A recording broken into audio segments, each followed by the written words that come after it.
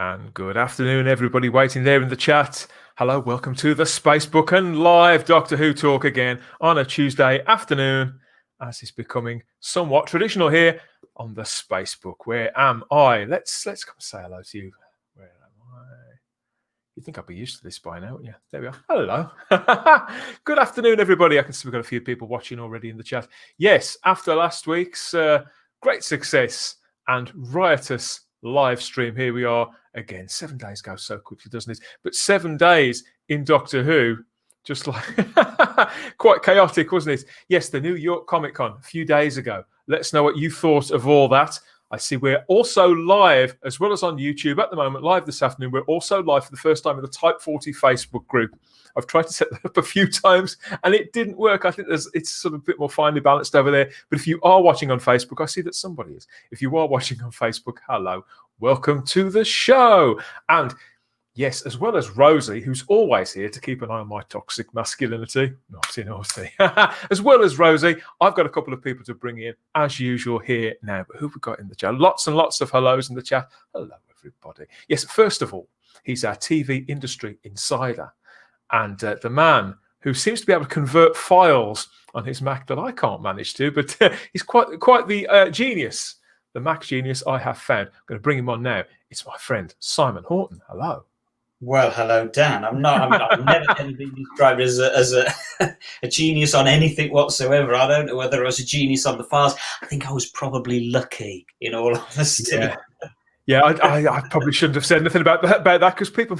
Oh, who've we got? You've got Christian Basil. Hello, yes, hello, Christian. OMG, turn the camera back off. The cheek. It's nice, isn't it? That you can do that, Christian. Like that, can't you? Good to see you too, mate. Who else have we got? We've got Mr. Hyde. Hello, Mr. Hyde. We'll talk about Mr. Hyde a little bit later on. Mr. Hyde conducted a script reading with various people, other fans, including our starry-eyed girl. She was playing Susan Foreman in Mr. Hyde's very own take on The Dead Planet, Simon. I'll have to send you a link, hook you up with that. And yes, Chris Persia, you know it's on when Rose is in the show. Yes, you do, don't you? I don't know where I'd be with that, Rosie. He's got a beady eye on you, Dan. Always. And talking about beady eyes, peering up from out of the studio. It's our. I don't know if he's still got his music on. Actually, let's just drop him in anyway. Let's see what face he pulls. We know whether it's a surprise or not, won't we?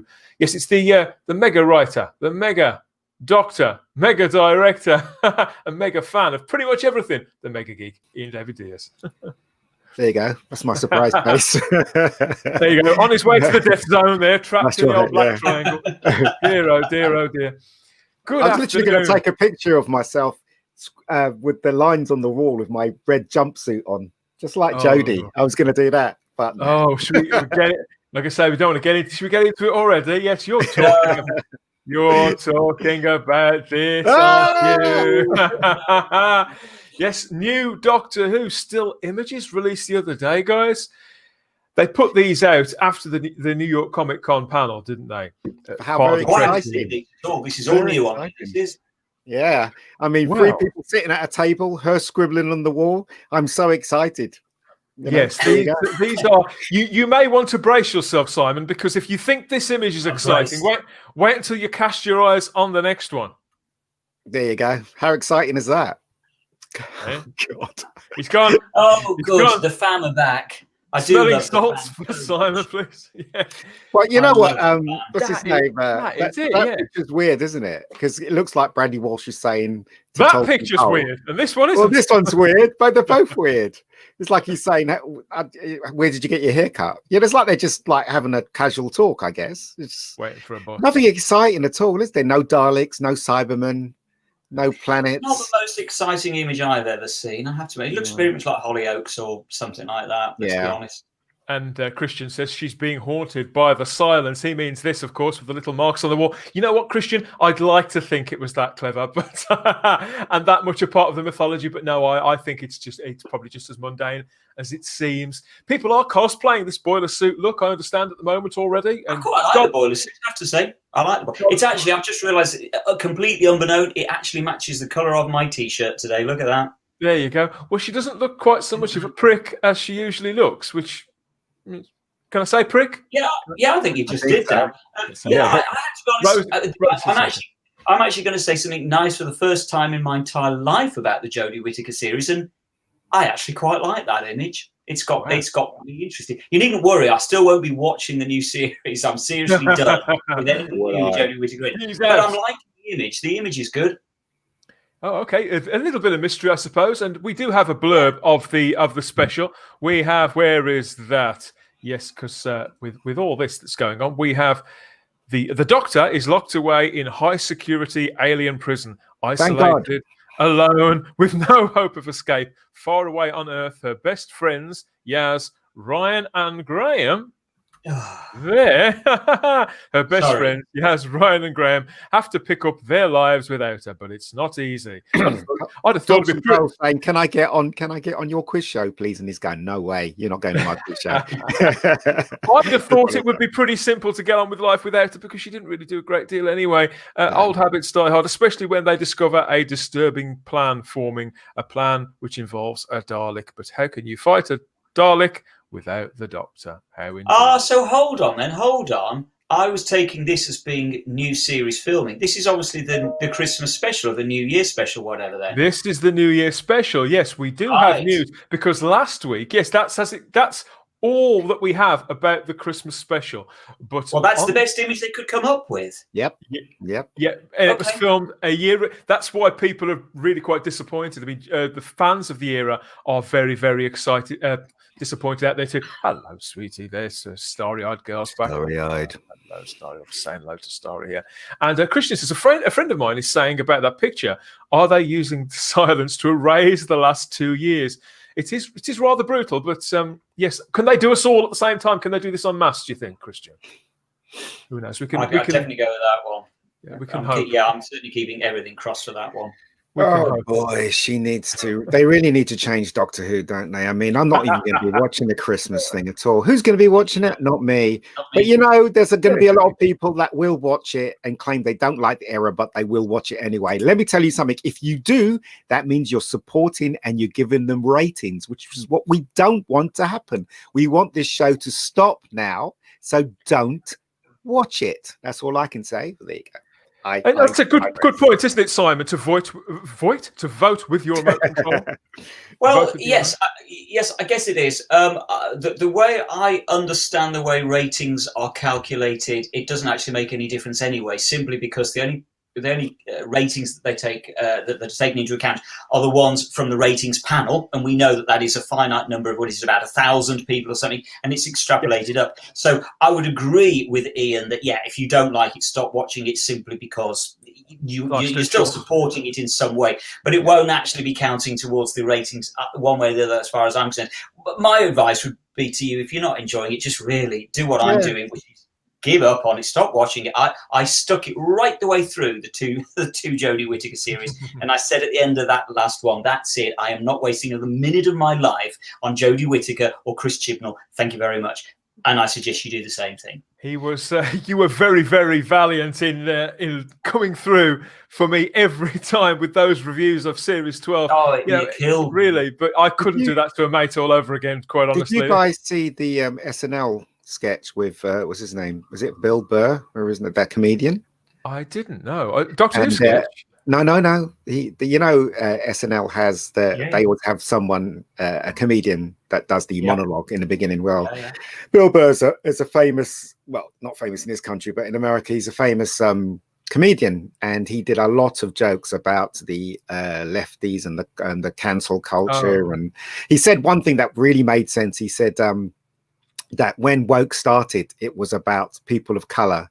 But now all these middle class and upper class white women have taken over, and that's become now it's all about that now. That's so poor old people of color, they're not really benefiting from this at all, are they? Because these rich people, they've just taken over. All these rich white women have taken over, and that's exactly what's happening, right? So and wagging their finger, telling you what you should be watching. Our friend Andrea Bluebonnet Hoovian, she will be watching a proper Doctor Who Christmas episode that day. I think that's good advice for anybody. I know which one.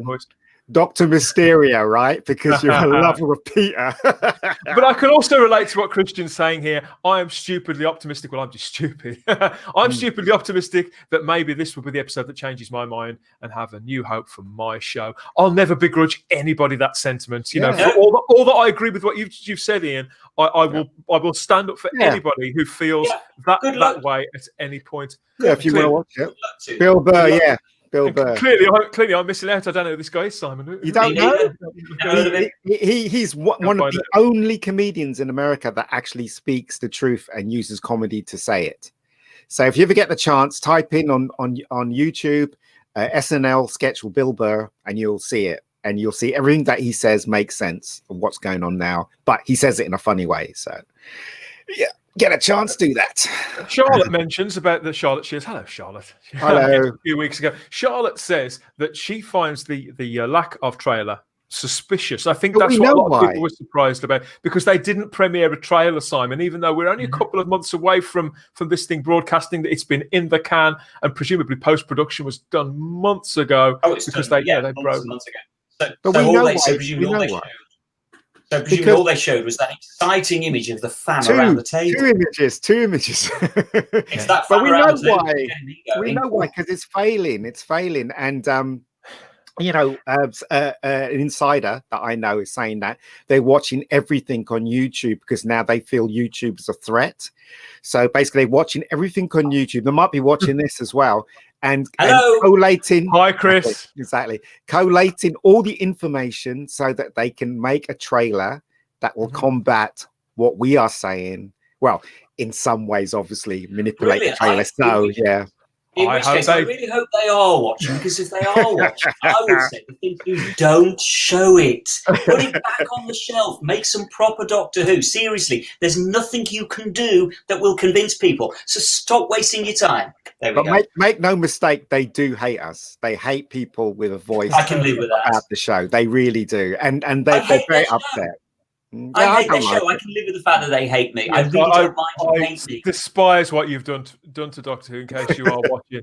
I really clearly don't I do. I mean, Merry Christmas and Happy New Year, and I hope you're staying safe. But what you've done to Doctor Who is absolutely diabolical. Christian says here that, and I have to review it for my show. Christian is also a podcaster, the legend of the Travelling TARDIS. Yeah, we don't sympathise entirely, Christian, because obviously, as people who make this content, as people who put this material out, I feel that we do have an obligation, or that I certainly have an obligation, to watch this stuff and to put it before my listeners, my friends out there. And it is part of it. But yes, the last couple of years has been a bit of a trial. I won't be watching it. I'll be relying on your information, Dan, and your son. I'm afraid I won't be watching it. Jean's here. Hello, Jean. I think the Jodie picture is rather interesting, though. She agrees with you, Simon. It suggests character depth in concept, if not in actuality. Yes, it is too early to say. I think maybe I'm getting a little cynical about these things. I like that image. I'll go on record as saying I like that image. I suppose with what you're saying, I think I'd be a lot kinder to it if it wasn't the only thing that had been brought out in months and months and months, but also if it didn't seem like something I'd seen over and over again, just done bigger and better. Ian, you mentioned to me a few days ago, didn't you, about when the episode when Matt Smith was in prison, Matt Smith's Doctor, and they released an image of him sort of bound with guards around him and a big beard, and that really told a story. It really sort of stirred you up for something. Whether it delivered or not, that's by the by. Some people could have different opinions about that, but it was really striking, and it sort of held promise. Whereas that just seems like. Well, you know what, right? The show the episode might be really good, but the problem is that they've destroyed a beloved show. Like it's not like they've made a mistake that they've cast Jodie and basically Jodie was wrong and she's not a very good actress, blah blah blah blah blah. They haven't done that. What they've done is literally destroyed a beloved show and angered the majority of fans. Now I don't know what you guys think, but I cannot forgive them for that. And you know what? The only time I'm going to be watching is if Jodie and Chibnall leave. I'm sorry, but that's just the way I feel. No, and I'm exactly with you on that, Ian. That's why I say I will not be watching again. And I'm sure if they are watching this, I'm sure they'll be very pleased to know that I'm not going to be watching again, because I won't be moaning about it. But my feeling on it is, and I've been thinking, because we spoke about this last week, and my feeling is that very much the show at the moment is definitely in a state of crisis. Whether we like it, whether it does, to an extent, it doesn't matter. The show is in a state of crisis. People are deserting the show. We're now having to put a Blu-ray out that utilizes all old stories to try and flog this Time Lord Victorious idea. The Time Lord Victorious concept doesn't rely anything whatsoever on Jodie Whittaker or her fam. And so it clearly shows that the show is in crisis, because instead they're having to go back to old stories and to David Tennant in particular, to try and flog this idea. So clearly it's not working. So to an extent, it doesn't matter whether we've deserted or not. What really matters to me is the fact that everybody's deserted it. The family audience have deserted it. Now, a few years ago, I mentioned this last week, thinking about those proms that, you think back to Christmas when the proms used to be on BBC 4. And they were brilliant. I didn't even like the show at that point, but I loved the proms because of the atmosphere, because of what they were doing. And it showed so many people coming together. What have we got now instead of the proms? We've got Time Lord Victorious. Nobody understands it. It's for a few uber geeks that haven't got a clue what's going on. We've got some weird games coming out that we're supposed to be excited about. I've got those coming up as well. Also, right, what's really annoying and what's really insulting is the fact that they act like we're stupid. They act like we cannot see what they're doing. And that is one of the most biggest insults to the Doctor Who fandom ever, when the creators or when the people that are in charge literally, right, they know exactly what's going on. We know exactly what's going on, and they're insulting us by pretending it's not happening. But the thing is, it goes beyond that for me, because, as I say, to a large extent, they shouldn't be making the show for you and me, for us. They shouldn't be. I don't think they should be making it for an audience. Now, well, we are the audience. We are part of that audience. A broad mainstream audience. Let's be honest, we're only a small part of that audience. They've got to be making it for, as you say, Dan, a broad stream audience. And let's be honest, although I wasn't a big fan of the Eccleston and David Tennant and Matt Smith years, they were okay, but I'm just not an enormous fan. But the fact is, it was working for the audience. There were a lot of fans that liked it, and there were a lot of the general viewing family public that liked it. That's what they should be doing. They're not catering to anybody. So a lot of the fans don't like it, and a lot of the general mainstream audience doesn't like it either. So I ask them again, who are you making this show for? I would even go so far as to say, I mean, Sadako here has mentioned it was in a state of crisis in the 80s. This is beyond that. I would absolutely agree. Simon, you were there. I was there. Yes. I saw every single step of that, and this is worse. This is much worse. Hold on, guys. Right. Okay. Right. So look, I've taken everything into consideration what you said, Simon, and I agree. Right. But unfortunately now, right, it's not like when Chris started. The whole of the playing field of people watching TV has completely changed. Yeah, put a big thing over my face, why don't you? I didn't think it was going to be that. Sorry, Christian. We'll come to your comment in a minute because it's a really good one. I'm just saying that the whole of the playing field has changed when it comes to watching TV. And now they've lost the big audience that they were aiming for, and even more so now with this educating us with this women female agenda. The only thing that's left is people like us. Well, that's the real fans. The real fans. They should be catering to the real fans, because one, they need the merchandise to come off the shelves, more money. Two, they're fighting against the TV license, and three, right, the fans exist, right? They outnumber the new fans, the very small new fans that they're trying to cater for. None of this makes any sense. And you know what's really annoying about it is that they're so arrogant. So arrogant that they're trying to fool us with all this nonsense, and that BBC is just a small part Doctor Who's just a small part of the BBC, and the BBC in general thinks that we can't see what they're doing. They're a bunch of idiots. I have to tell you both. I think both of you will find this amusing. I went and I watched all of the New York Comic Con 2020 Doctor Who panel, all 45 minutes of it. Wow. But as I watched it on YouTube, a YouTube ad came up halfway between, and this is for you as well, watching at the BBC, the intern, whoever you are, go and tell the gaffers, whatever. Halfway through that video, the official video, one of their adverts popped up. You know what it was for? It was for the Defund the BBC campaign. Right? their spokesman came up on screen. Hello, this guy, I can't remember his name. I think it's Michael, something like that. So he pops up on screen in glasses with his caption behind him, like a BBC News presenter, going, look, if you've got some questions about how to get rid of your license fee, how to stop paying your license fee. And he went through it step by step in this trailer. And then he went straight back to the official BBC panel. It was beautiful. But yes, that was great. I just want to talk about what Christian says here, because he mentions that when did we come to the point where we berate fans who came before who don't agree with the direction of the show? I never shut off Doctor Who, no matter how bad.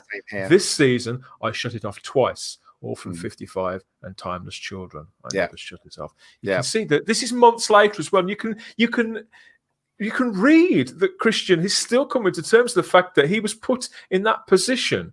But okay, he's a grown man. None of us are children, but we are still part of this audience, and we are still great supporters of this show. We make content. We talk. Christian travels around, does a huge amount for Doctor Who, and yet we are in this place where we have to turn it off. I mean, I don't know so much about us turning it off. Doctor Who switched me off last year. I actually did fall asleep watching the episode. Which one was it? Can't even remember that. Praxeus. I actually fell asleep watching Praxeus. That was the one. It was Pete McTighe's environmental story. I'm a big fan of Pete McTighe as well. But sorry, Pete, it really didn't work for me. Switched me off completely. So that hit my off button. But yes, we've got several of the comments here to similar effect. People who are, the rabbi's here. Hello, Spee, the rabbi, the mighty rabbi. Come on, put somebody on that actually supports it. I can't actually find anybody. Hey, look, we've got Sadaku. There was always a cultish effect the new series had on the fan base. Well, that wasn't just the new series, though, was it? To be fair, it's been a constant. The thing is, though, they know they're wrong. They can't admit it. If they admit it, that means they failed. The whole of Hollywood and all the rest of them. They're never going to admit that this era is not working at all. Everybody knows it's not working, but they're not going to admit it. And it's an insult to the real Doctor Who fans. Just give us our show back. That's all I can say. That was a sponsored moment from Ian Diaz. Is it actually possible for Sarah to have internalized misogyny? Is it possible? I don't know. Certain people will insist that that is the problem. That is the reason why this isn't working for Sarah. It's nothing to do with the show itself. That it's because of this. I've heard this said several times or put out over Twitter. If Sarah, if you want to join us, or the rabbi, if you want to drop in, I'll put the link to the room. Anybody can call in. This is supposed to be a call-in show, so call in if you want to talk to us about all this stuff. Come and talk to us face to face. I'll put the link in the chat there.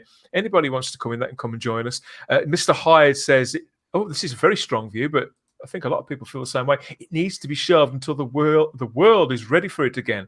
Until I agree with him. Leadership and writing.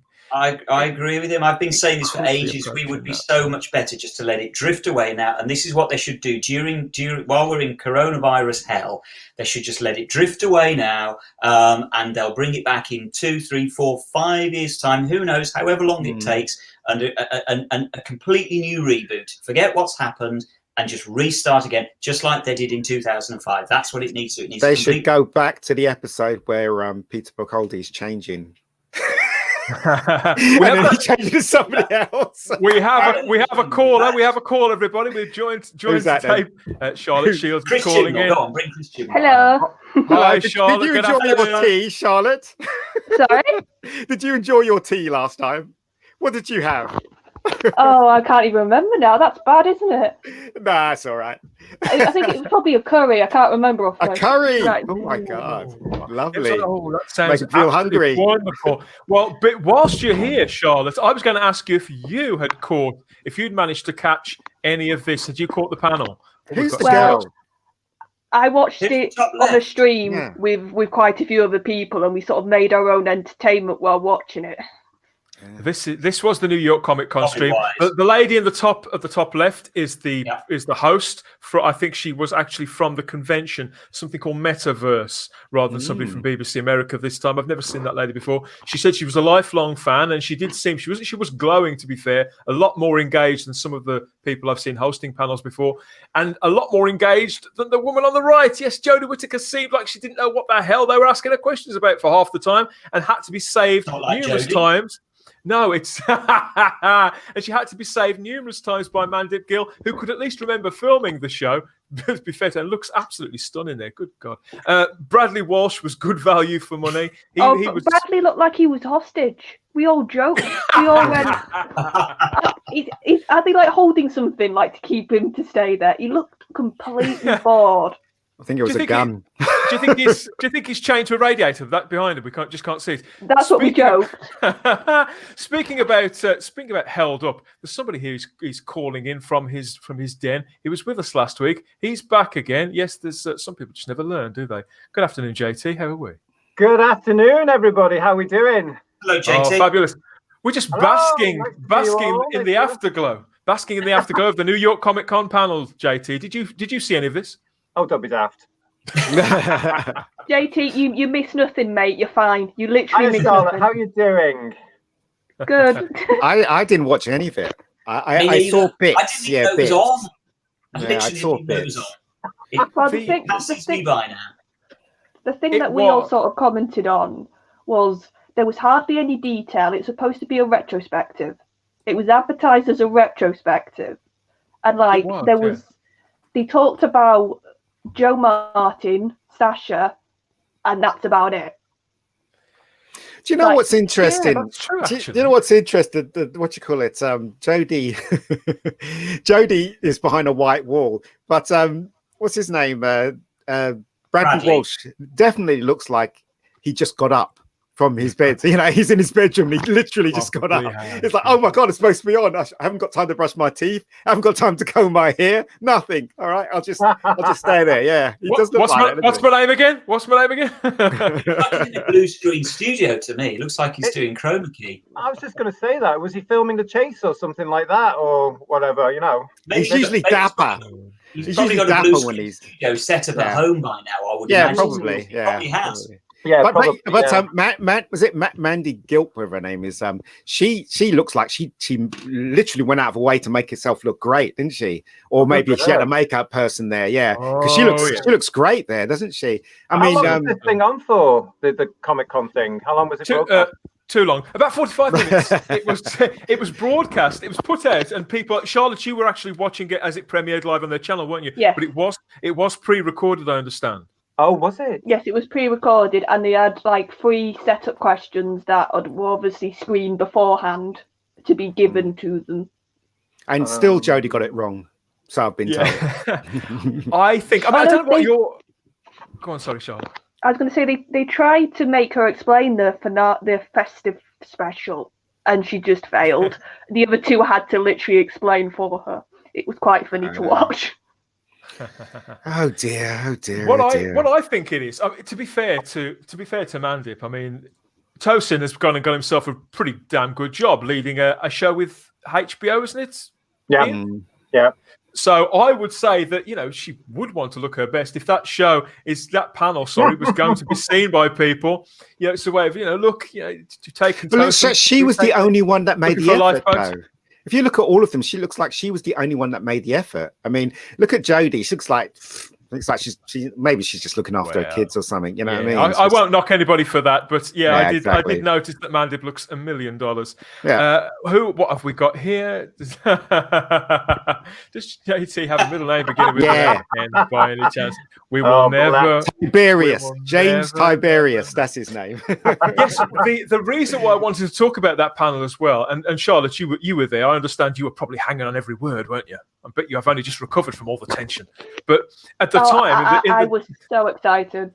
In the days leading up to it, and we talked about it on the show last week, guys. The fandom had been speculating because somebody had put it out there through Twitter, and I'd reported this from this Twitter account that Jodie Whittaker had been seen filming a couple of days earlier Doctor Who out on the streets of Cardiff. And if you remember, Simon, we talked about this because we talked about how unlikely that was because Cardiff is in lockdown. That it was going to be Children in Need or a trailer. That's what he said. Cardiff's in lockdown. Yes, you did say that. Come to think, Cardiff's in lockdown. My son lives there. You know, he can't go anywhere. So unless they've got some special permit. But yes, it turns out that was absolute nonsense. That Twitter account, I think it was Charlotte. I think it was you that pointed out, Charlotte, that Twitter account hadn't been around for a while. That just disappeared. That put in a puff of smoke. It got deleted within like a day or something of everybody noticing what it said. Absolutely mental. And yes, on the show, Jodie Whittaker did say she did remember this bit, presumably because it's stuff that's yet to come and it's booked through her agent. They are hoping to begin filming before the end of the year. Brilliant! Can't wait. So they can't though because a lot of even the big Hollywood movies are having trouble. You just got to look at Batman, the latest Batman film. They're having huge amounts of trouble, especially with the bear bug and everything, and the main character. So I'd be pretty surprised if they do. I mean, we've only got how many months to the end of this year? It ain't going to happen. 2. It's not going to happen. Yeah, I guarantee they're not going to do any filming this side of next year. Exactly. I'll stake my name on that now. Nothing will. Oh dear, you don't want to do that. I mean, Chibnall might see this, and you might literally shoot something just to spoil you, mate. Chris, go for it. Prove me wrong. Yes, so there are people in the fandom who are clinging on to this and who are adamant that because this was pre-recorded, it could have been recorded weeks ago. Filming could have started. Absolute nonsense. They would never put it out. Being as that panel has been edited, they would have just edited it out. Think about what you're saying. The truth of it is, it's like I said last week, and I really think this is absolutely crucial. For anybody that works in television, and I know there are a few of us here, you just simply wouldn't throw a massive juggernaut like Doctor Who into action with all of the expense, the contracts that people are going to have to sign, etc., to then just grind it to a halt again when we go into lockdown again. I'm convinced they simply wouldn't risk doing that until they can be certain that they're going to get a reasonable way into the filming schedule before they have to grind it down again. The mistake you're making, Simon, is that you're using logic, and they don't use logic when they make this show. But what also they wouldn't want to harm their actresses and actors. That's what it is. They don't want to put them at risk. Please do that. But having said that, Charlotte, they're doing it. They're obviously doing that with Coronation Street with EastEnders. Yeah. They are putting their actors and actresses at risk. There's no two ways about that. I think obviously the crucial difference with Doctor Who is that you can't shoot it in the same way that they're shooting EastEnders and Coronation Street. They're very different beasts. But the fact still remains: any television that is made at this moment in time is putting people at risk doing those jobs. Simon, the other point about the soaps, and I don't watch them, but surely in the soap you'd be able to surely in the soap you'd be able to put the whole thing that we're going through now into your show, into your script, because it's supposed to absolutely. With Doctor Who and anything like that, you can't because it's through. Hold on, JT. You're forgetting what has happened in the Jodie Whittaker years so far. We've ticked off everything that's going. Plastic, Black Lives Matter, women's liberation, etc. It's all been done already. Why not do an entire series about coronavirus? It's current. They don't want to do that. Seriously, there now, aren't you? You are seriously, guys. Guys, they can do a show before the end of this year.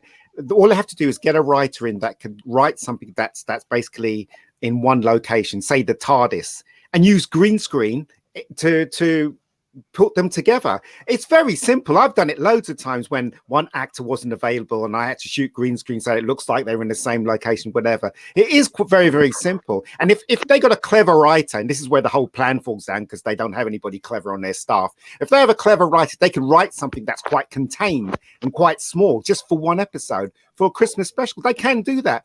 But they won't do that, will they? Because they are not clever. That's the thing. They won't do it that way because, it's just going to bore more people than... No, not if the story's interesting. Not if the story's interesting. But that's your point there, though, isn't it? Yeah. But also because they will play. Yeah, they will play now on the fact they've got this episode coming up for Christmas and New Year, whenever it's going to be. And they'll play on that and they'll try and push on that. But, I don't know. It's who cares? Exactly. Who cares? Yeah, but here's the thing. Like, think about Christmases as we used to get Christmases past. You're not supposed to say Christmas anymore. It's festive. You're not I know, but I'm Christmas. talking about the past when Doctor Who used to be good. Good for you, Charlotte.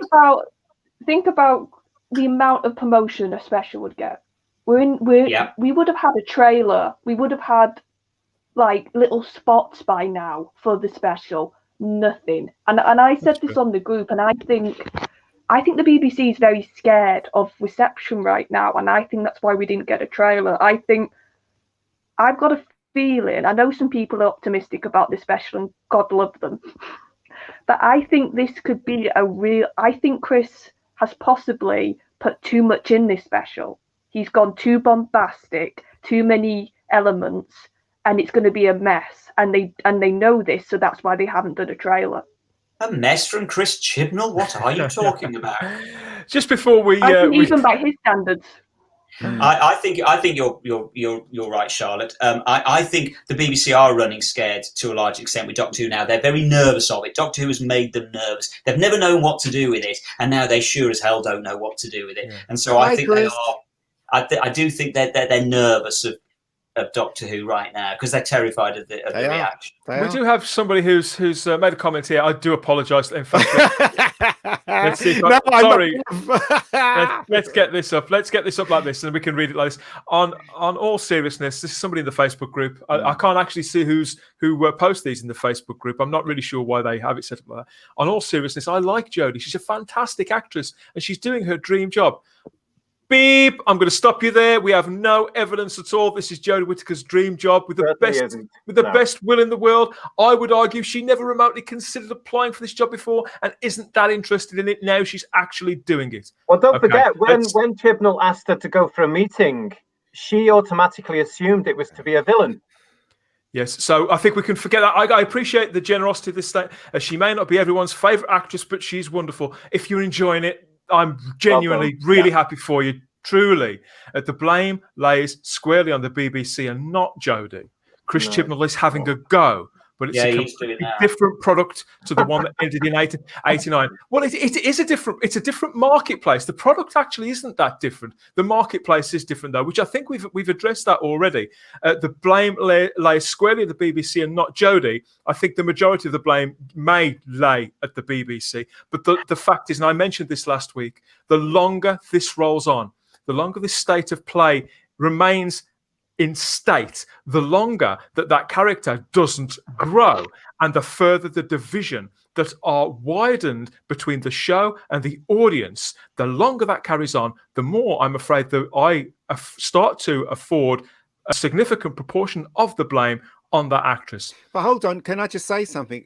Just like this Facebook user guy has felt the need to write this is the same way we feel. On the other side, we feel the need to say this. So why are you saying to us, just be happy about certain things? We are not happy, just like you are not happy with our point of view, right? So we have every right to say what we want to say, just like you. And God bless you.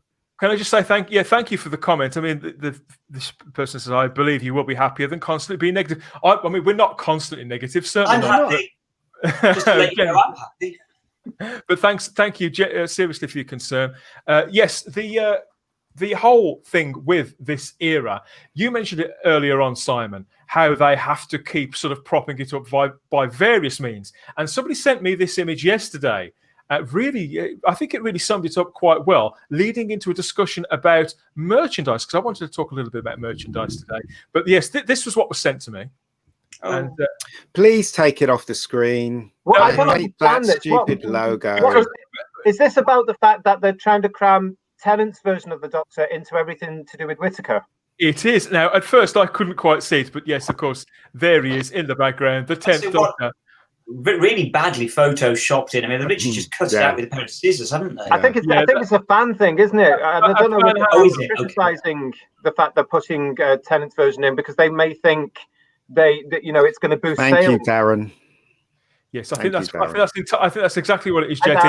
Before we move on completely, Darren makes an excellent point here, which I think does speak to what our friend in Facebook said a moment ago without constructive criticism. The thing is, though, what I don't understand about people who say things like that is, you know, we shouldn't be so negative, whatever, right? As if they're not being negative. Of course, they're being negative against what we're saying. So if you want to look at it both ways, we're both negative, but we have every right to say what we want to say. And the same thing on the other side as well. We have to agree to disagree. That's the thing. This thing, if I can just refer back, Dan, for a minute to that Facebook user there. Yes, of course. And thanks for bringing that in. There's 2 points I want to make. Firstly, who has the right to use the word negative? Nobody's opinion is negative or positive. It's an opinion, and you have the right currently at this time just to have an opinion, although of course democracy is being flushed down the toilet as we speak, but you have that right. So nobody really should be able to say you're being negative. You're not. Secondly, the user made the point there about something to do with 1989.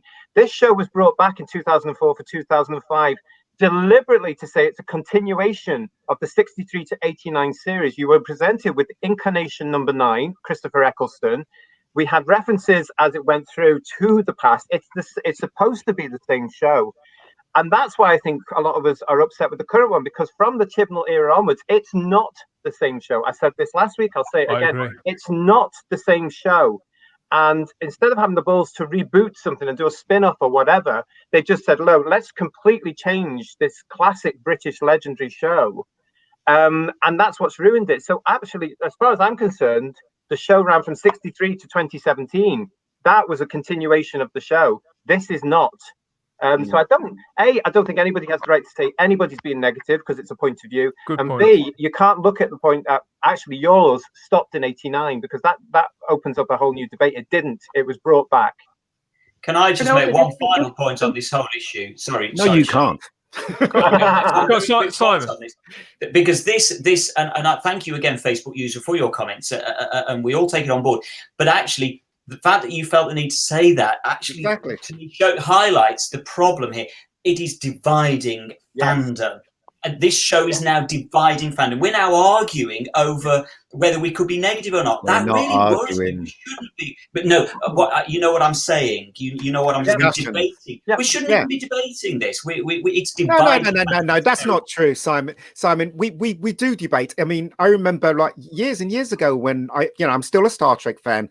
I used to go to bars and stuff, and we did have heated arguments about certain episodes of Star Trek or whatever. And it was okay to have debates about that. Just like it's okay to have a debate about Doctor Who. No, I'm agreeing that we're okay to debate. What I'm saying is that it's dividing fandom, and that's the problem. We're arguing over whether we're allowed to be negative, whether we're allowed to have an opinion. I remember when I go back a bit more, is that, I mean, fandom's always been divided by opinions. This is the thing. This is what fandom's all about. People like this, people don't like that, whatever. I know the difference. I know it's huge now. I know. It's much more a divide. And as we said last week, the divisions were done deliberately. They were done deliberately. I mean, you can now actually say there are defenders and fans of the Chibnall Whittaker era, and then there's the rest of us. Yeah, Charlotte, how would you put it into words? The divide at the moment. How would you encapsulate that? I would say the divide is we've got a showrunner that has deliberately used virtue signaling political points as a shield.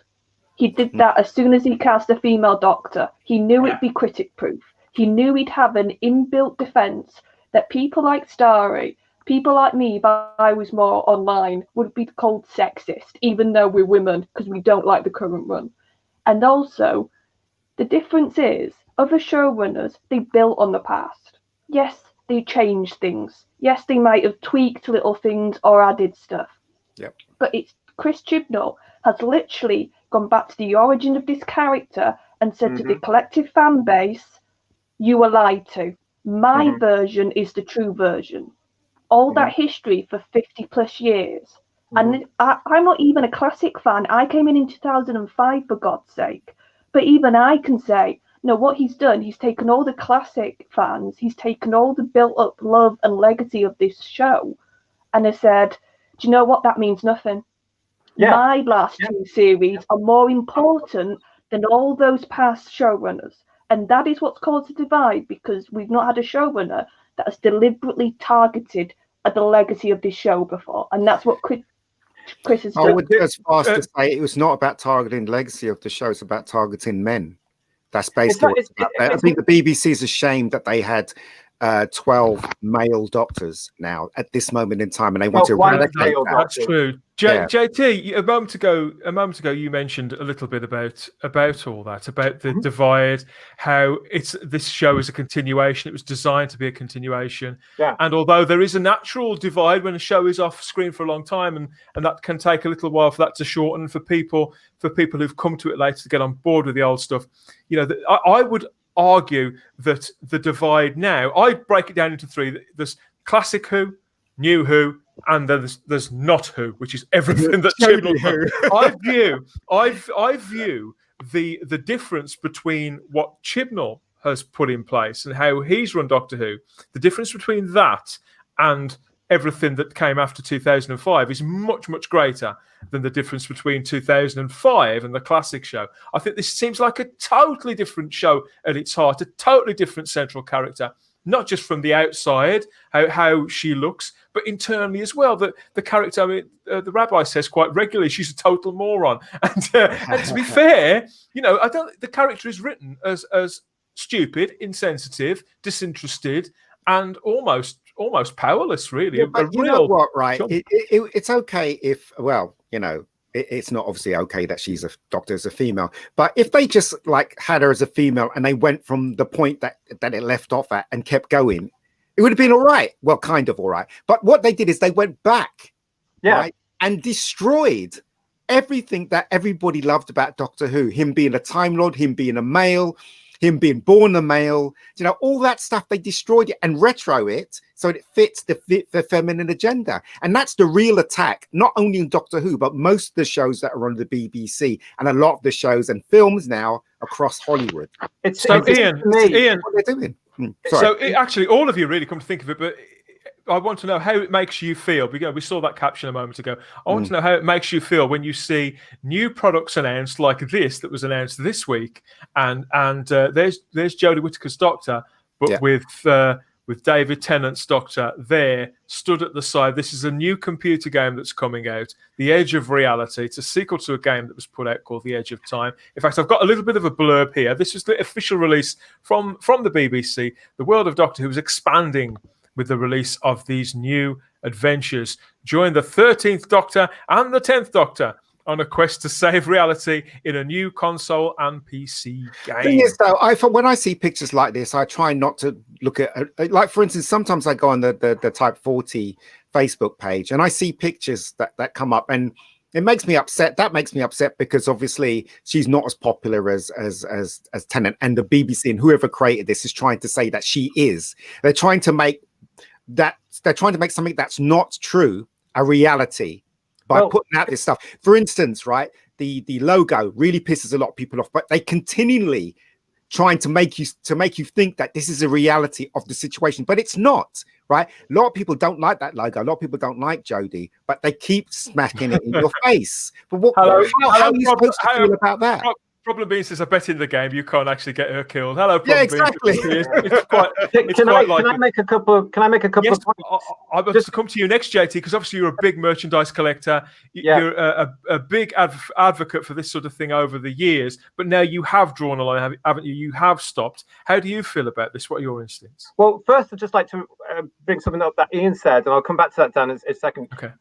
It seems pretty obvious to me that the reason that Chris Chibnall had to look at the history of the character and change the history of the character is because you got people like me, fans like me, going back on saying, it's very weird that suddenly, after 50-something years of a male version of this character, he can suddenly change into a woman. So somewhere along the line, I reckon he's seen this argument going along. He said, I tell you what, we'll make her a woman originally, and we'll just screw up the entire history by changing it. That wouldn't surprise me if that comes out in the future as being the way he comes through. To be able to say, well, actually, there weren't just the 12 doctors you knew. There were thousands of millions of others beforehand. And originally, he was a female anyway. Therefore destroying it. They have done that. From a merchandise point of view for this. Why aren't they both equal? Why aren't they both equal, same size? Well, because she's the current incumbent, and that's the point. I reckon, again, somebody probably Chibnall, because remember before this happened, you had the McGann/Pertwee logo on merchandise to represent past Doctors, and you had the current logo, whether it was the Eccleston-Tennant one or the Smith-Capaldi one on the current merchandise. That all changed when this came in, and I think that was a way of them cementing the fact that she is the Doctor, whether you like it or not. She is a continuation. She's the 13th. They always refer to her as the 13th Doctor. I think that's down the part. I think that's down to part of the marketing. You know, to be able to say it's a continuation. You have to have this.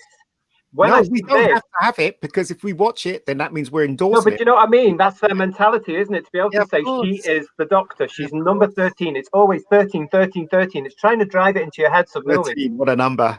Yeah. You're right. We do have the number beaten over our head a lot. But exactly. There's a whole trailer for this, Simon. Well, an entire trailer. Before you move on from this, Simon, can you just back up that just a second, Dan? Because I just want to point something out there. I mean, obviously, you can guess how excited I am by this particular image. I mishide myself. The most interesting thing about this particular image is bottom left. I'm assuming it's that's an image of 76 Totters Lane from An Unearthly Child. That's what we're led to believe, I'm guessing. So presumably, I'm guessing they're maybe trying to link this somehow with An Unearthly Child, because those look very much like that looks very much like the setup of 76 Totters Lane from An Unearthly Child. It doesn't excite me in any way whatsoever. It doesn't thrill me any more than it would have done anyway, but it's the most interesting aspect of the picture. The problem with merchandise today is, and for me, I'm not interested. A lot of people say if it's got her on, it's not sellable. I'm one of those that will not buy anything because, as you know, as I said last week, this era does not compute with me. It is not part of the legacy for me finished in 2017. But when I see things like this put onto the Facebook pages or Type 40 pages or on the internet, wherever, and everybody's jumping at, you cannot judge a book by its cover. People are very good with art. They're very good with Photoshop, and the product is usually a load of questionable bollocks. I'm sorry, but you know what I mean? Don't ever judge something by it. And Starry-Eyed Girl, Sarah would agree with this. Who is this product for? My boys aren't interested. That's the thing. The whole market, they've gone for an audience. They've gone to try and attract new customers, a new audience that isn't it. Plainly, after 2-3 years, it's not interested in buying this. So they're left with a product that is unsaleable to the only audience that would ever buy it in the first place. And that's why this image becomes, as you were pointing out, Simon, it's a massive compromise. I mean, if you look at it again, where are we? Yes, I mean, they've even managed to get those the Moffat era Cybermen. The Moffat era is what you would associate the Weeping Angels with. You're absolutely right, Simon. I hadn't clocked that, but that is Totters Lane. I'm not quite sure that is what that is on the far right. Maybe something new. I'm trying to work that one out. I don't recognise that. I'm guessing it's maybe something from a Matt Smith episode, from a Tennant episode, but I'm not certain. Don't know. Yeah, here's what's happening. They've had 3 years now of merchandise data. When it started off, they could put her in it. They could plaster her image on anything at the beginning of Series 11. They could blast her out everywhere because they hadn't had any data yet. They've now got 3 years of it, where when you combine viewing figures and merchandise sales, so they now know she's toxic. It's now proof. You can't try and like Ian said, they're trying to change reality, but in their actual hard data they've got, they know what that means. So what they're doing now, everything with Jodie in, like we've joked, Tennant suddenly's a part of it. Yep. And it's because they've had 3 years and they finally have had to admit defeat, and this is the result. And they topped off the trailer. Sorry, Simon. They topped off the trailer, Simon, with this image, as if to say, and the 10th Doctor's here to save the day. Yeah, and again, Jodie fans on Twitter are really annoyed by this, Simon. Why are they annoyed by it? Because they feel. Yeah, because they feel that their Doctor isn't being, and I've had several conversations with people who love this era about it. They feel that their Doctor is being undermined by the BBC. Clearly doesn't believe in Jodie Whittaker's Doctor is not supporting her by getting David Tennant's Doctor to rescue her all the time. Is that because it's a male Doctor coming to rescue her? I think partly, but I think it's I think it's partly the case. I think that could be part of it, but I think more to the point, it's people who feel that this is their era, that they have invested in it, they have stood up for it. And I think in their heart of hearts, they know that most of the 20 episodes have been diabolical. They are living in the past. Tennant was a bankable Doctor. I mean, the merchandise that was around for the Russell T Davies era was massive. We've never seen anything like it. It was a real golden era. Absolutely. And the merchandise was, I mean, for those of us that collect merchandise, you had to start selecting because otherwise you would have gone bankrupt. There was too much. Some of it was incredibly tacky because they went down the Star Trek route as well. Just slap a logo on anything. They did. You know, and you had to be selective, but it was a very profitable era.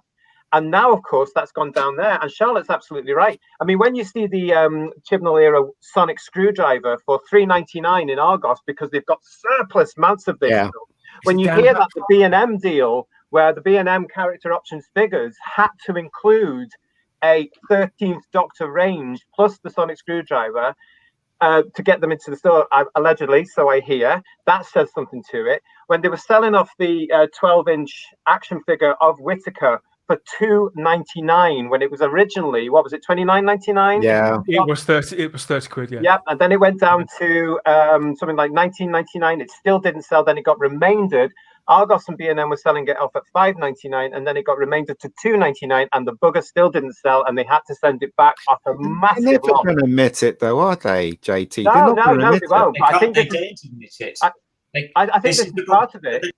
They can't admit it because if they admit it, then it's admitting that they made a mistake first and foremost by casting a female Doctor. This is one thing I don't understand about this world. Okay, right? Seriously, if you're a politician, you're not allowed to say that you made an error, right? If now it's seeking into our entertainment. What is this shit that Chris can't say that he made a mistake, or BBC can't admit that Doctor Who's not selling? Where is the fault in that? Do you know what I mean? This is the truth. Why don't they tell the truth? Why don't they try to persuade us what's happening? Well, I know somebody who can bring us a spot of truth here. Sorry, Charlotte. Calling in right now, we have the Rabbi himself. Hey!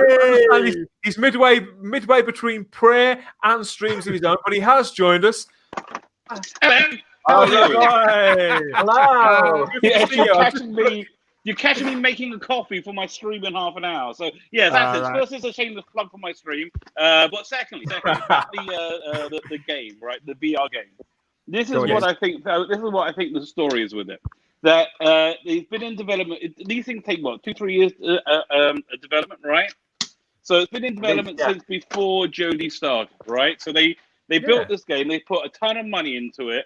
And nobody bought it. Nobody bought it because it had Jodie Whittaker all over it. So now they're using this. The Edge of Time, that wasn't it, Rabbi? The Edge of Time, the original version. Right. So it must have underperformed. I imagine it. Yeah, I imagine it underperformed. So now they have to squeeze in David Tennant using. It's essentially the same game, same engine. They just want to recoup some of their losses. That's all that's going on with it. That's why they got David Tennant there. So for the people out there who know about games, would it be quite easy to retool this game then, Rabbi? And anybody else who knows about gaming to incorporate these elements to like David Tennant's Doctor or whatever else? Well, it seems like they've already developed most of the models. Like the Weeping Angels are in the last one, the Daleks are in the last one. I think they're reusing a lot of the environments. So it seems to be like a reasonably quickie solution to a financial disaster for the poor company that thought they were on the sure thing. Here's the thing. This is the thing with all the data. They only found out like a year ago it tanked, right? And so now it takes about a year or two to make product. That's why everything is with David Tennant, apart from Titan Comics, that cannot do anything without Jodie Whittaker in it because they're insane.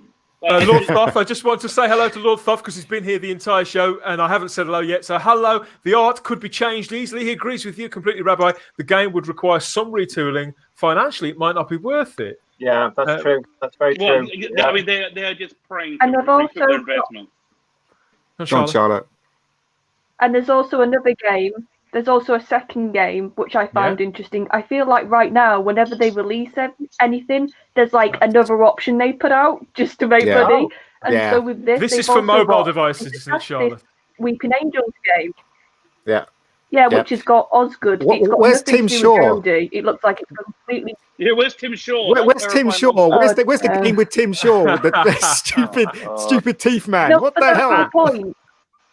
They're releasing this one as well as the Jodie one. So for me, it's like they've gone, right, let's do a Jodie game, put Tennant in, and let's do this one, which is, it looks like it's going to be an Osgood like focus thing to me from the bits I've seen. A female lead that people actually like. Rabbi, you mentioned a moment ago the fact that they're also doing this with the comics, and yes, here we have the cover, that's the cover to the new trade paperback. Exactly the same situation. This was a 4-issue series that ran a few months ago. I think it sold sort of okay. They've learned straight from this. But it's not even that. The second time of Victoria's comic, she had a cameo in for no reason. Like no reason. It was great. I was like, why does her screwdriver look different? She's got a 10th screwdriver. Yeah. Get out of it, really? Oh, really? Yeah, that's okay, guys. And here's 3D glasses. Oh, thanks for joining us, Rabbi. I'll be back in Join the Rabbi. Okay, bye. Join the Rabbi later. Bye-bye. I tell you what I'm noticing about a lot of this merchandise now, and that picture there illustrates this. Not that there's anything wrong with it, but there's a hell of a lot of female writers now coming through. Jodie House has been writing for the comics for quite a while, and I think when the Capaldi and Matt Smith, when Titan were actually making money printing these, and they've got a few series running, Jodie House is really quite an established writer.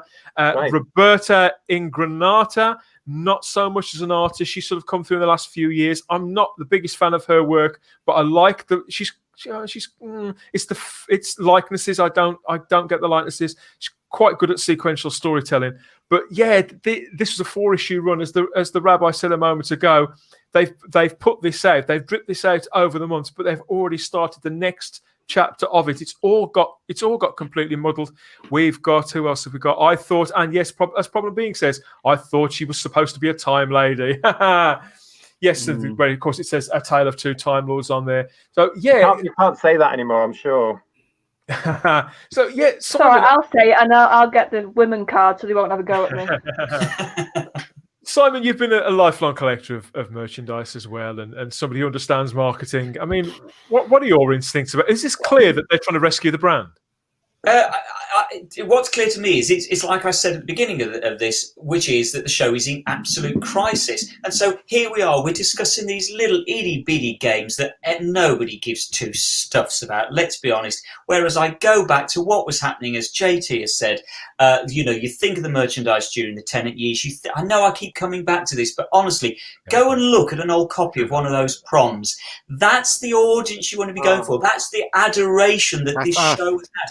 And we're now squidging around on these, these rubbishy little games that nobody gives. Come on. You only had to mention the proms there, and just JT, your face just totally melted, didn't it?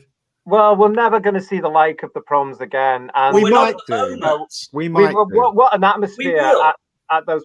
I'm not so sure, because the interest isn't there from us as fans. The interest is not there from the British public. There's no much in the show here as well. I believe it will happen. Not at the moment. There's no way it'll happen now, but which is why I'm saying let it go. Let it drift for a couple of 3 years, relaunch it, and people will be excited, and they will have forgotten all this.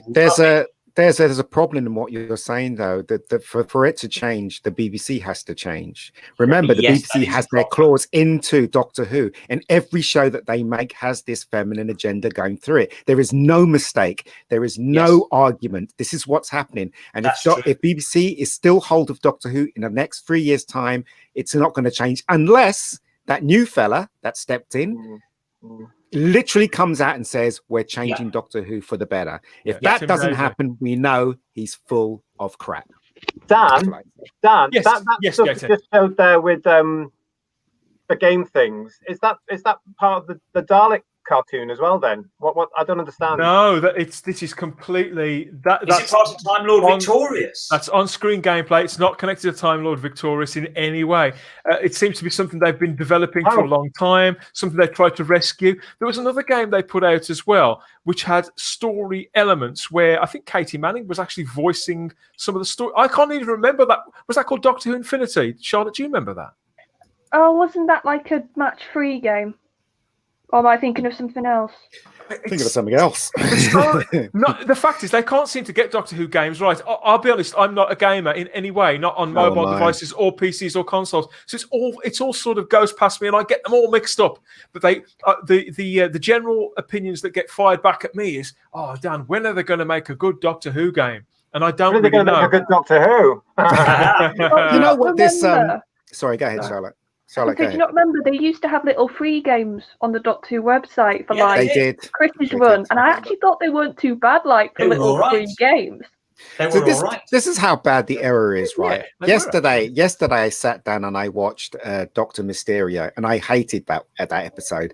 But when I sat down and watched it again, I thank my lucky stars that it wasn't as bad as this era. It was still recognizable, exactly as Doctor Who. Yeah. You know? Yeah. So those computer games are not to do with that. I don't know. No. That's part of Daleks. The Time Lord Victorious thing, J2. It's really confusing. Whatever. And the thing is, the point I'm making is it's all very, very niche.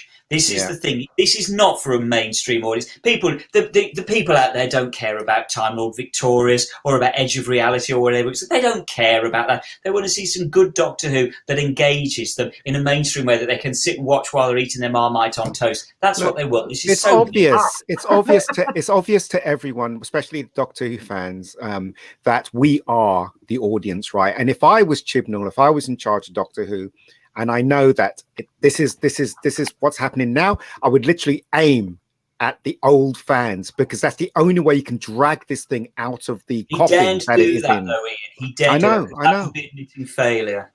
I know. Yeah, but here's the problem. He's sort of doing a halfway measure, though, if you think about it. Because he's like, in Series 12, he did the Judoon. He did, but he tried to creep him in. That's the thing. It's like, Chris, if you're so confident, then go full on with your vision. Don't keep like retreating a bit and then chucking a bit of nostalgia at us, and then going forward with your vision for a bit, and then going backwards and chucking a bit more nostalgia. This is what I said in the past. I said there was a way to actually satisfy both groups. Have Doctor Who a male, and then have Romana in there, and spin off with Romana so that camp could be happy and we could be happy. But they didn't do that. They deliberately went out there to put the feminine agenda and destroy a really good show. That's what they did. So what can we say? We've got some support here. I cannot listen to Clara in the TARDIS from the Snowman without getting choked up. Lots of a big Murray Gold fan here. Liam Neeson's chin is. I think we should have a little break from the moaning for the time being, just to say happy birthday to a couple of Doctor Who luminaries this last 7 days. K9 had a birthday, everybody. K9. Doesn't he look charming there? Yes. K9 had a birthday. He was 43 years old. Unbelievable. It does look 43. That very first episode. The show was never the same once they got rid of K9. I don't care what anybody says about K9. I absolutely adore K9. K9 was okay. He was there because of R2D2. Let's face it, right? But he did grow on me. No. Right there, Ian. I'm sorry to take this task, but it annoys me this because everybody always says that. It's not true. K9 was developed before Star Wars hit the screens. That's the fact. Oh, yeah. Who was developed by? You work through the production paperwork and you will see that the ideas. Yeah, but he didn't come into being until Star Wars came out, correct. Right? So it looks as though they were playing catch up, but actually, that's not the point. The point is, right? It came out because of R2D2. Came out because of Star Wars. No, it did. It may have been created. It may have been created before. Yes, I know. But they didn't consider it until Star Wars came out. And that's why I'd always. No, the story was commissioned a long time. The story was commissioned a long time before. I mean, exactly. So why didn't they shoot it at that time then? No, well, because the scripts are always commissioned months in advance. I see. Even back in the 70s, the scripts were commissioned sort of about 6, 9, sometimes 12 months before they actually went into production on them. So K9 was absolutely on paper. I think if you go back to those Tony Harding design sketches, even those are pre-Star Wars. Yeah. So no, K9. As I understand it, Star Wars was out first. So as I understand it. As I understand it, though, the decision to continue him as a companion, that was made around the time that it was being shot. Was it, JT? There's a whole... Yeah, it was, because K9 was never designed as a companion, as we know. No. But the producer liked it, even though there were technical issues. He liked it, so they thought, why not? And we have to remember, back in those days as well, we were all watching it as kids. I mean, I remember when K9 appeared in episode 2 of The Invisible Enemy. Look at that. And there's the listing for that very episode. And there's Leela. There we go. I remember being absolutely blown away by this metal nut, and Me too. Absolutely. You weren't blown away by Leela? No, by K9. And the great thing is that K9, of course, was then in practically every episode for 3 years. Yeah, he was very limited though. He couldn't move properly. I don't care. I still love it. Nobody moved. Nobody could move properly. There was a lot less movement in the old show. Let us know in the chat if you want to wish K9 a happy birthday there. Let us know. Show some K9 love. I would imagine there's some of that coming. Happy birthday, K9. Yes, I love K9 too. Charlotte, as somebody who came to the show in 2005, any strong memories of K9? Lots of affection for K9? Well, I can remember watching School Reunion and obviously not knowing. Yeah. Obviously, I knew who Sarah Jane was, and I sort of knew who K9 was a little bit just by reference, but I didn't have the connection like everybody else. And I think that was the genius sort of that episode, that you could get somebody like me who, by the end of that episode, was like nearly crying when he died. We shouldn't say this too loud, because I'm sure Chibnall was probably thinking maybe I should put K9 together with Jodie. Maybe. Absolute magic. Christian Basil's back. I grew up with Leela. I grew up too fast with Leela. I bet you did. You dirty devil. And Lord Thoth. Happy birthday, dog. Yes, he's got to be 200. At least. But he's looking pretty good on it. Talking about looking good on it, there's been another birthday in Doctor Who this week. Nicola Bryant had a big birthday. Lovely Nicola Bryant. How Perry Brown. Oh, Rabbi, you're missing your girlfriend. He's going to be so good. Yes, the bad boy's mascot. Nicola Bryant is. She still looks great now, though. She looks Nicola. Absolutely knockout. She's and I'm halfway through Trial of a Time Lord, and so I've just got to the end of Mind Warp. I won't spoil it for anybody that hasn't yet seen episode 8 of the Trial of a Time Lord, but she's knockout in those last few minutes of Trial of a Time Lord. She is brilliant. It's a shame what they did to her, though, isn't it? How they just killed her off, and you didn't really see her get killed off, and now suddenly she's dead, and it's awful. Just ruined it for anybody that hasn't seen episode 8. It's how they live that's more important.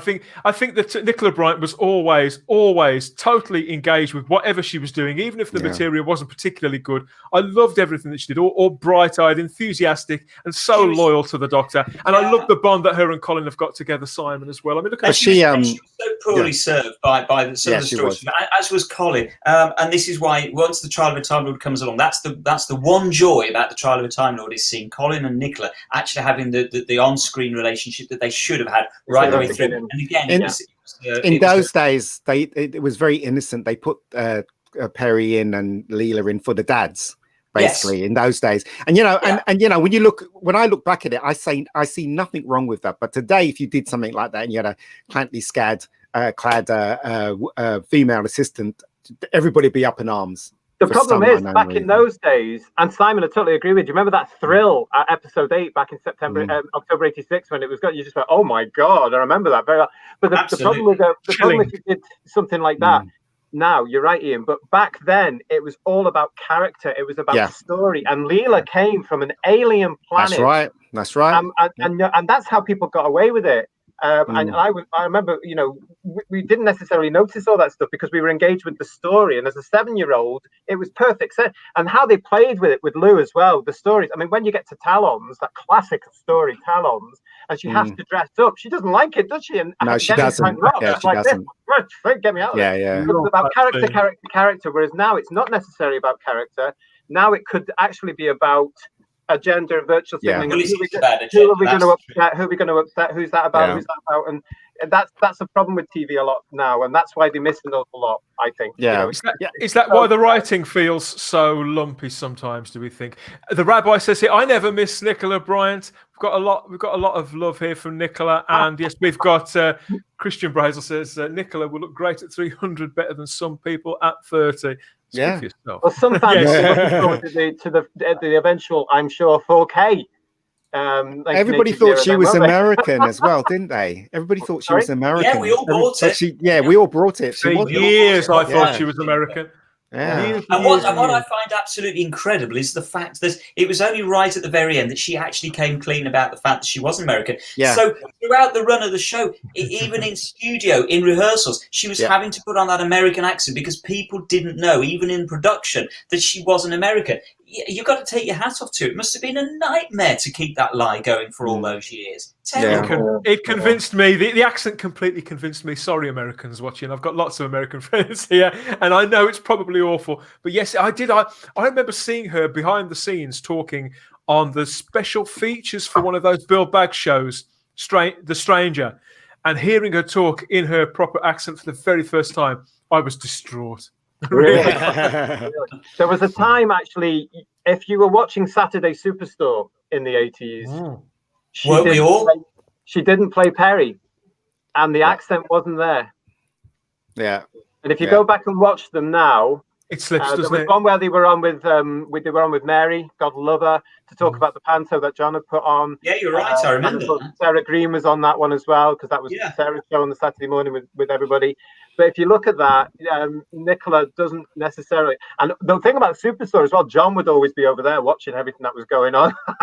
Because they dragged him onto that one, didn't they? They pulled him onto the set of Superstore. I remember watching that time. I've always had it on. I kept it on VHS for years. Now I've got it on the DVD. They dragged him onto the sofa, and he goes bright red.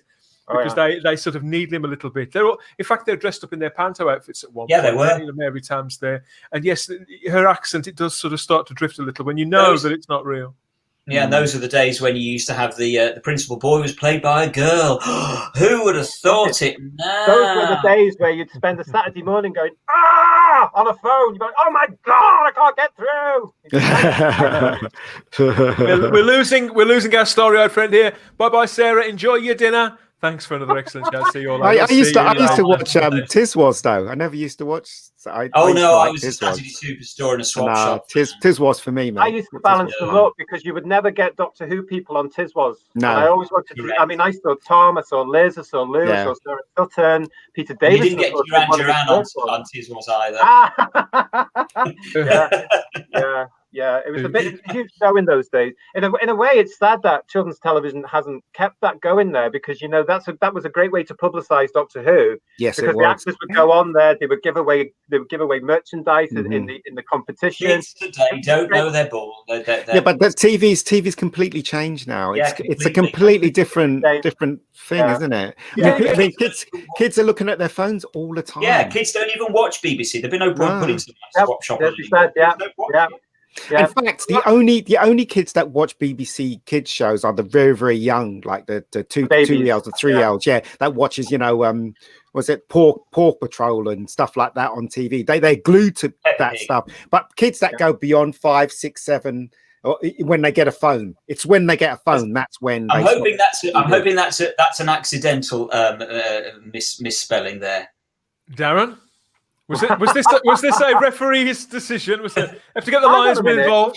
Was they that's ringing a vague bell. Actually, was that a charity football event? I remember there was the walk in '84 with Janet and Colin and Nicola.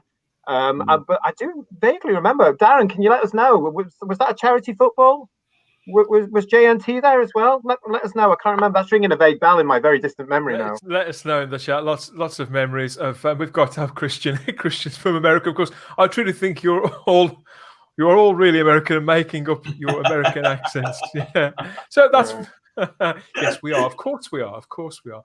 I wanted to I forgot what I was going to say now. Yes, but the whole thing with looking back at the past and at these actors and even at these wonderful.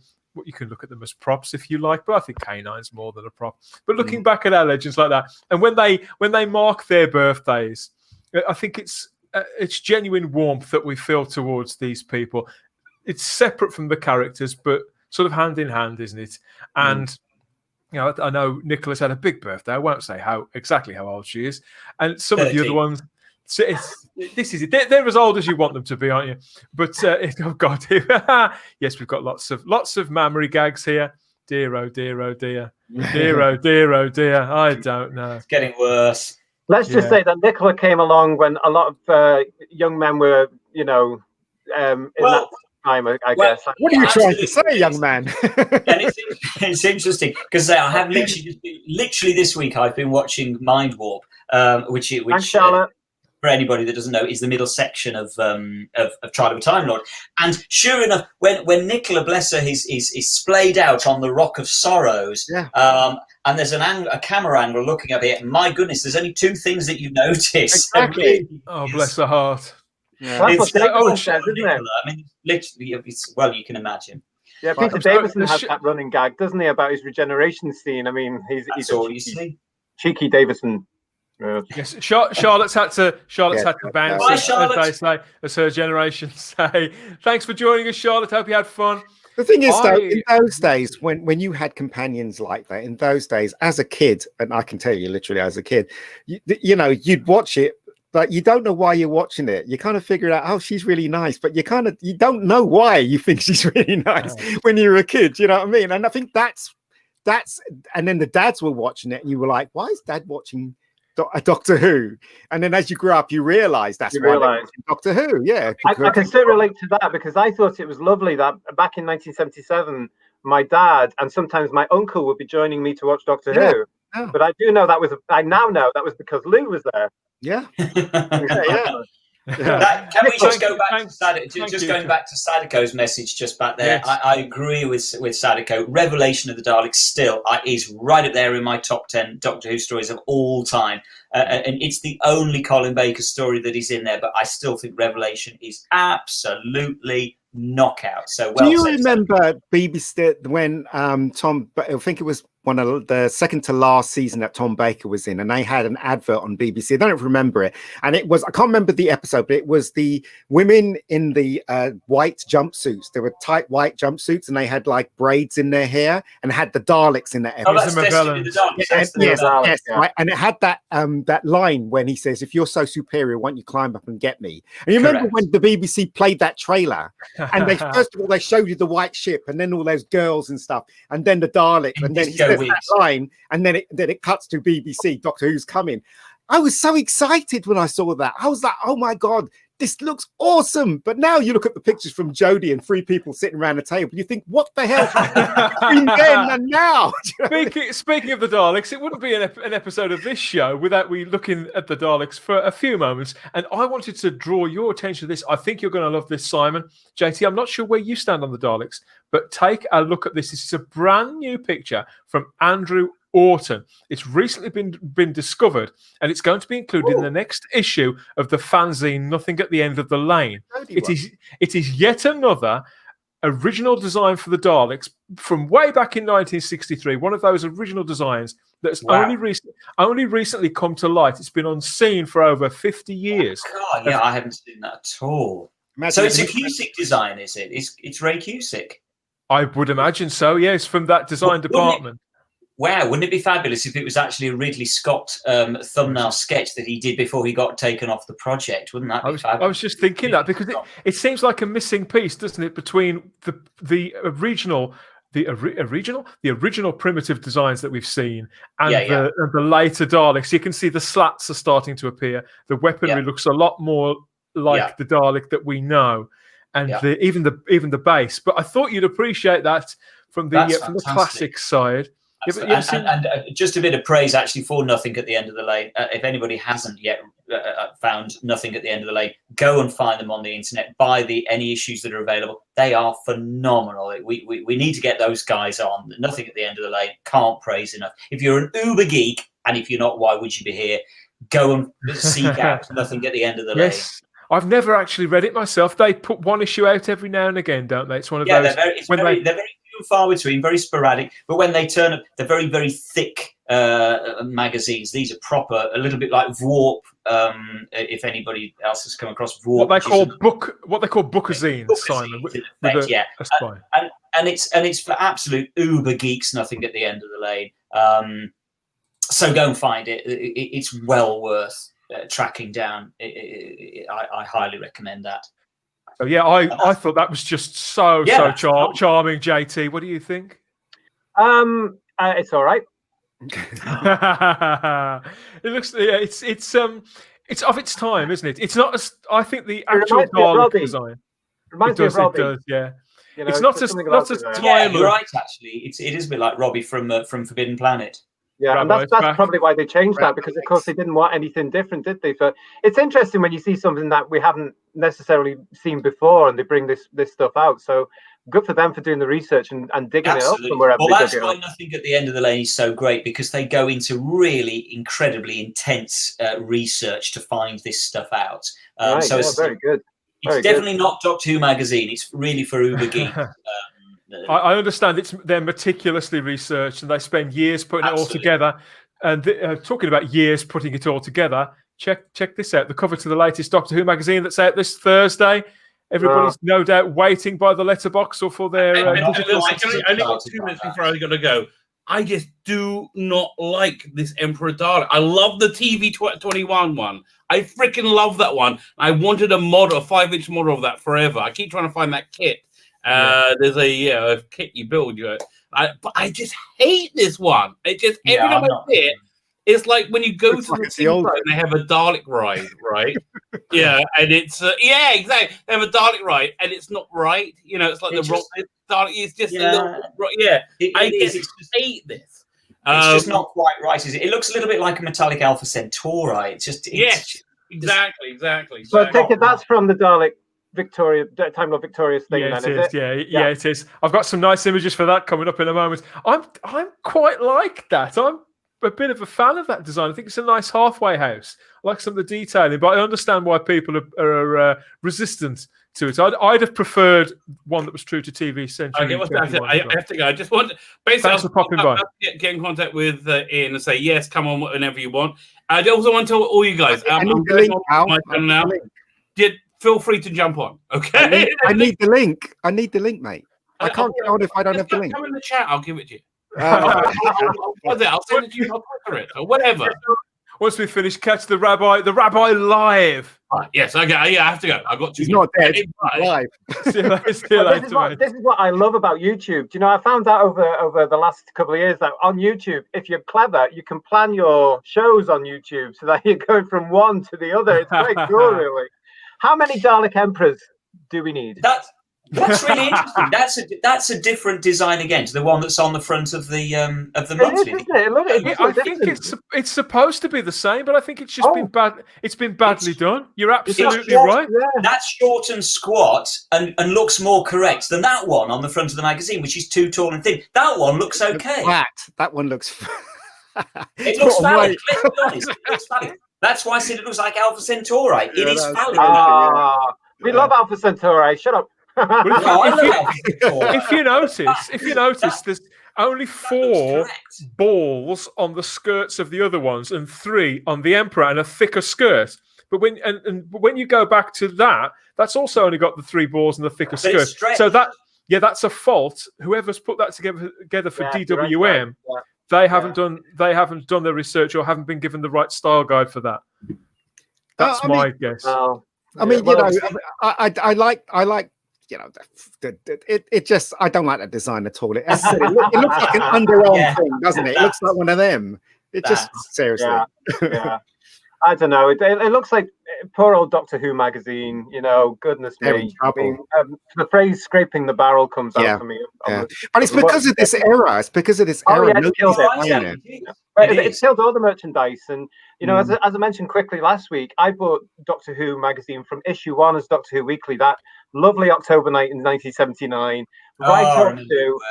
Yeah, and I caught every time. I got every edition, and then it got to the 40th year, and I just thought, I can't do this anymore. A, because the content was terrible. But B, because it was not balanced in any way, shape, or form. Well, that's the problem. Too much art. Yeah, and I just don't know. Do you know, guys, I want to ask you all a question, right? On Twitter, I put up a picture saying that Matt Smith's my favorite Doctor. Yeah. And I've been saying, Peter was the guy that actually made the fandom go down, and people left it because of Peter. But somebody put on Twitter that it was well before that. It was the writing of Moffat in between Matt Smith and Peter Bacaldi's that made it go down. Do you guys agree on that? Absolutely. Did that contribute to it?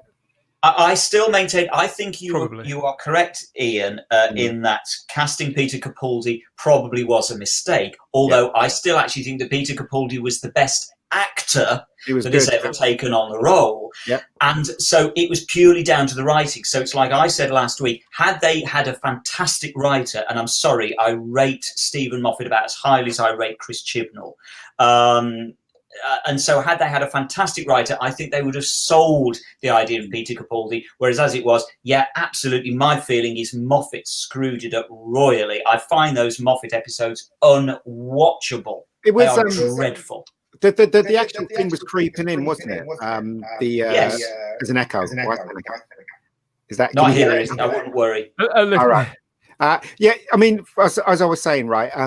It was all that stuff that was being put into the question you got to ask yourself is, did Moffat actually deliberately put those lines in, or was he forced to put them in? Like, for instance, no, I don't think anybody forced him at all. I think he, I mentioned this last week, the rot started from the Doctor's Wife onwards for me. Yes. Because that line was there, the whole thing about the Corsair. I sat there that Saturday night going, here we go.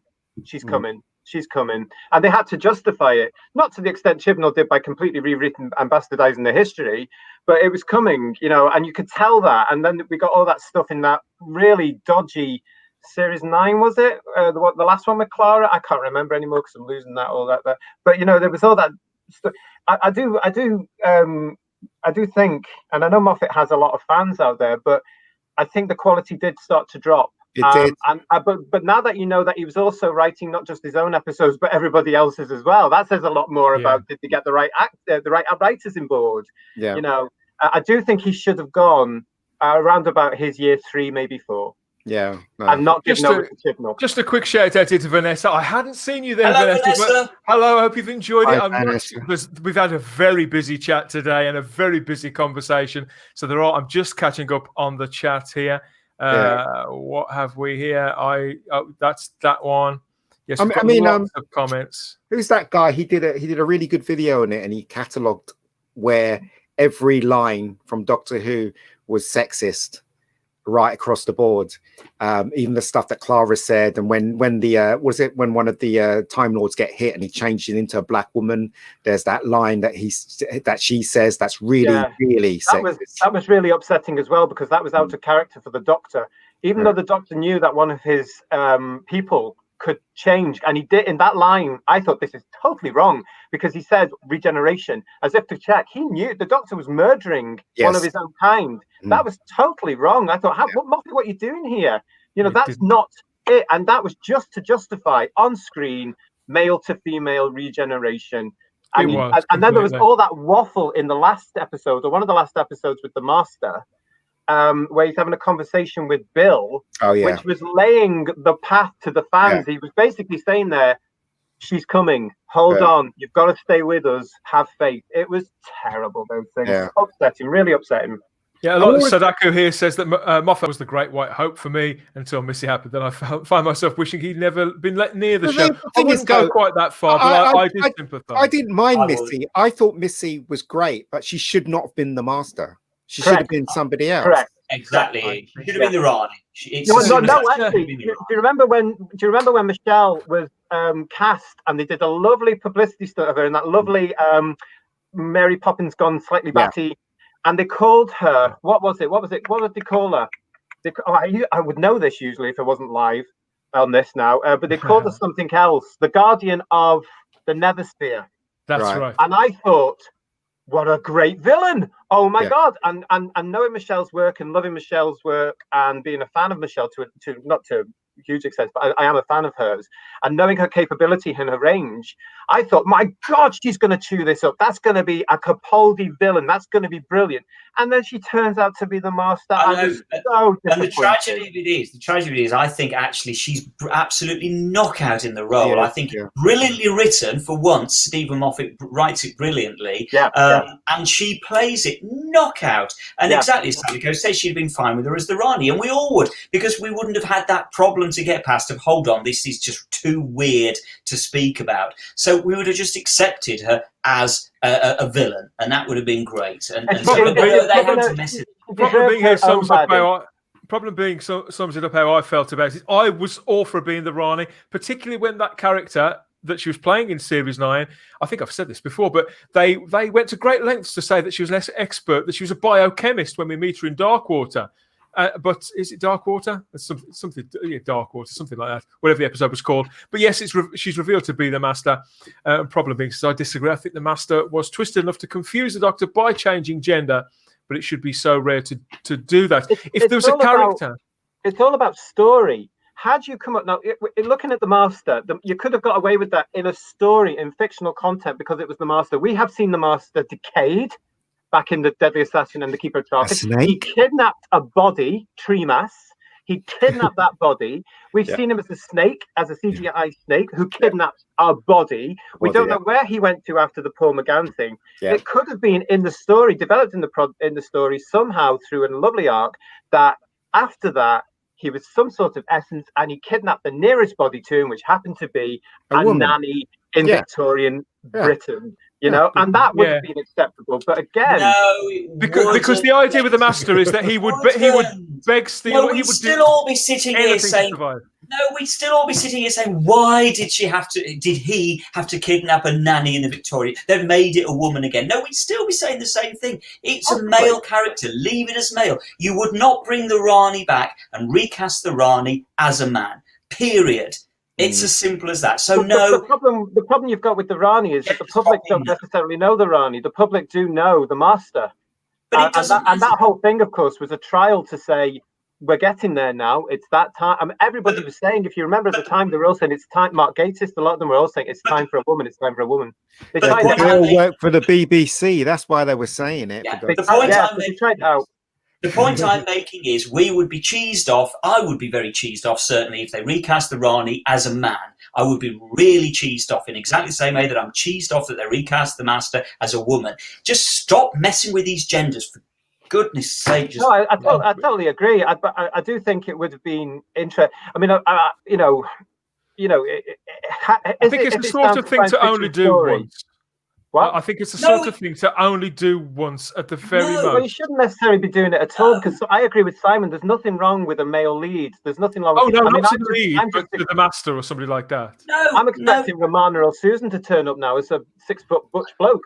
Well, you wouldn't do that. This is the whole point. This is the point I'm trying to make. This is what annoys me. You would never bring Romana back as a male, but it's okay to turn the Master into a female, or it's okay to turn the Doctor into a female. Yeah. But you would not. Can you imagine the furore if you brought back Romana as a man? My life. People would hate it.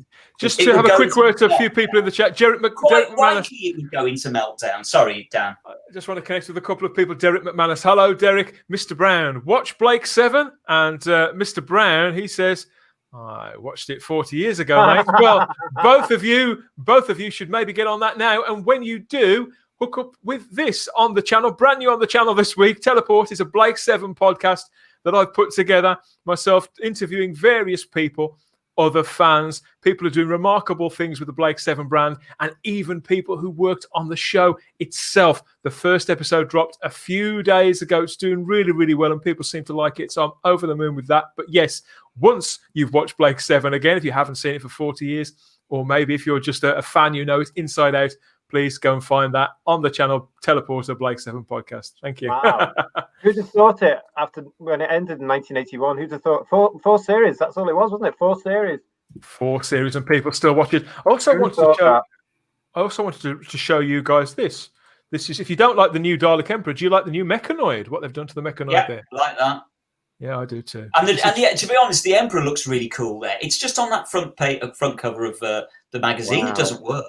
That looks cool. Mechanoid, weird. I think do you not like the Mechanoid? No, not really. It's the same basic design, isn't it? Just the problem I have with it is the fact that they've given it a face. That's just literally laughable, having a face. Is that what that is? I was just looking at that thinking, is that a face? I don't know, but if it is, if it isn't a face, then it's just laughable because it looks like a face, so they shouldn't have done it. But I like the design. I didn't see it as a face, but now you've said it, I can't unsee it. It's kind of a pumpkin face, isn't it? It's a jack-o'-lantern kind of face in a way. Is this thing being launched yet? Is this thing available to watch? No, it's not just yet. This is from Daleks, which ties into Time Lord Victorious. We have a blurb for that because I do have information. Yes, they did promise us that. They promised us time and time again that we have had the last chunk of Time Lord Victorious, and then they find another one. This is Daleks, which is going on the BBC's YouTube channel in 5 10-minute chunks.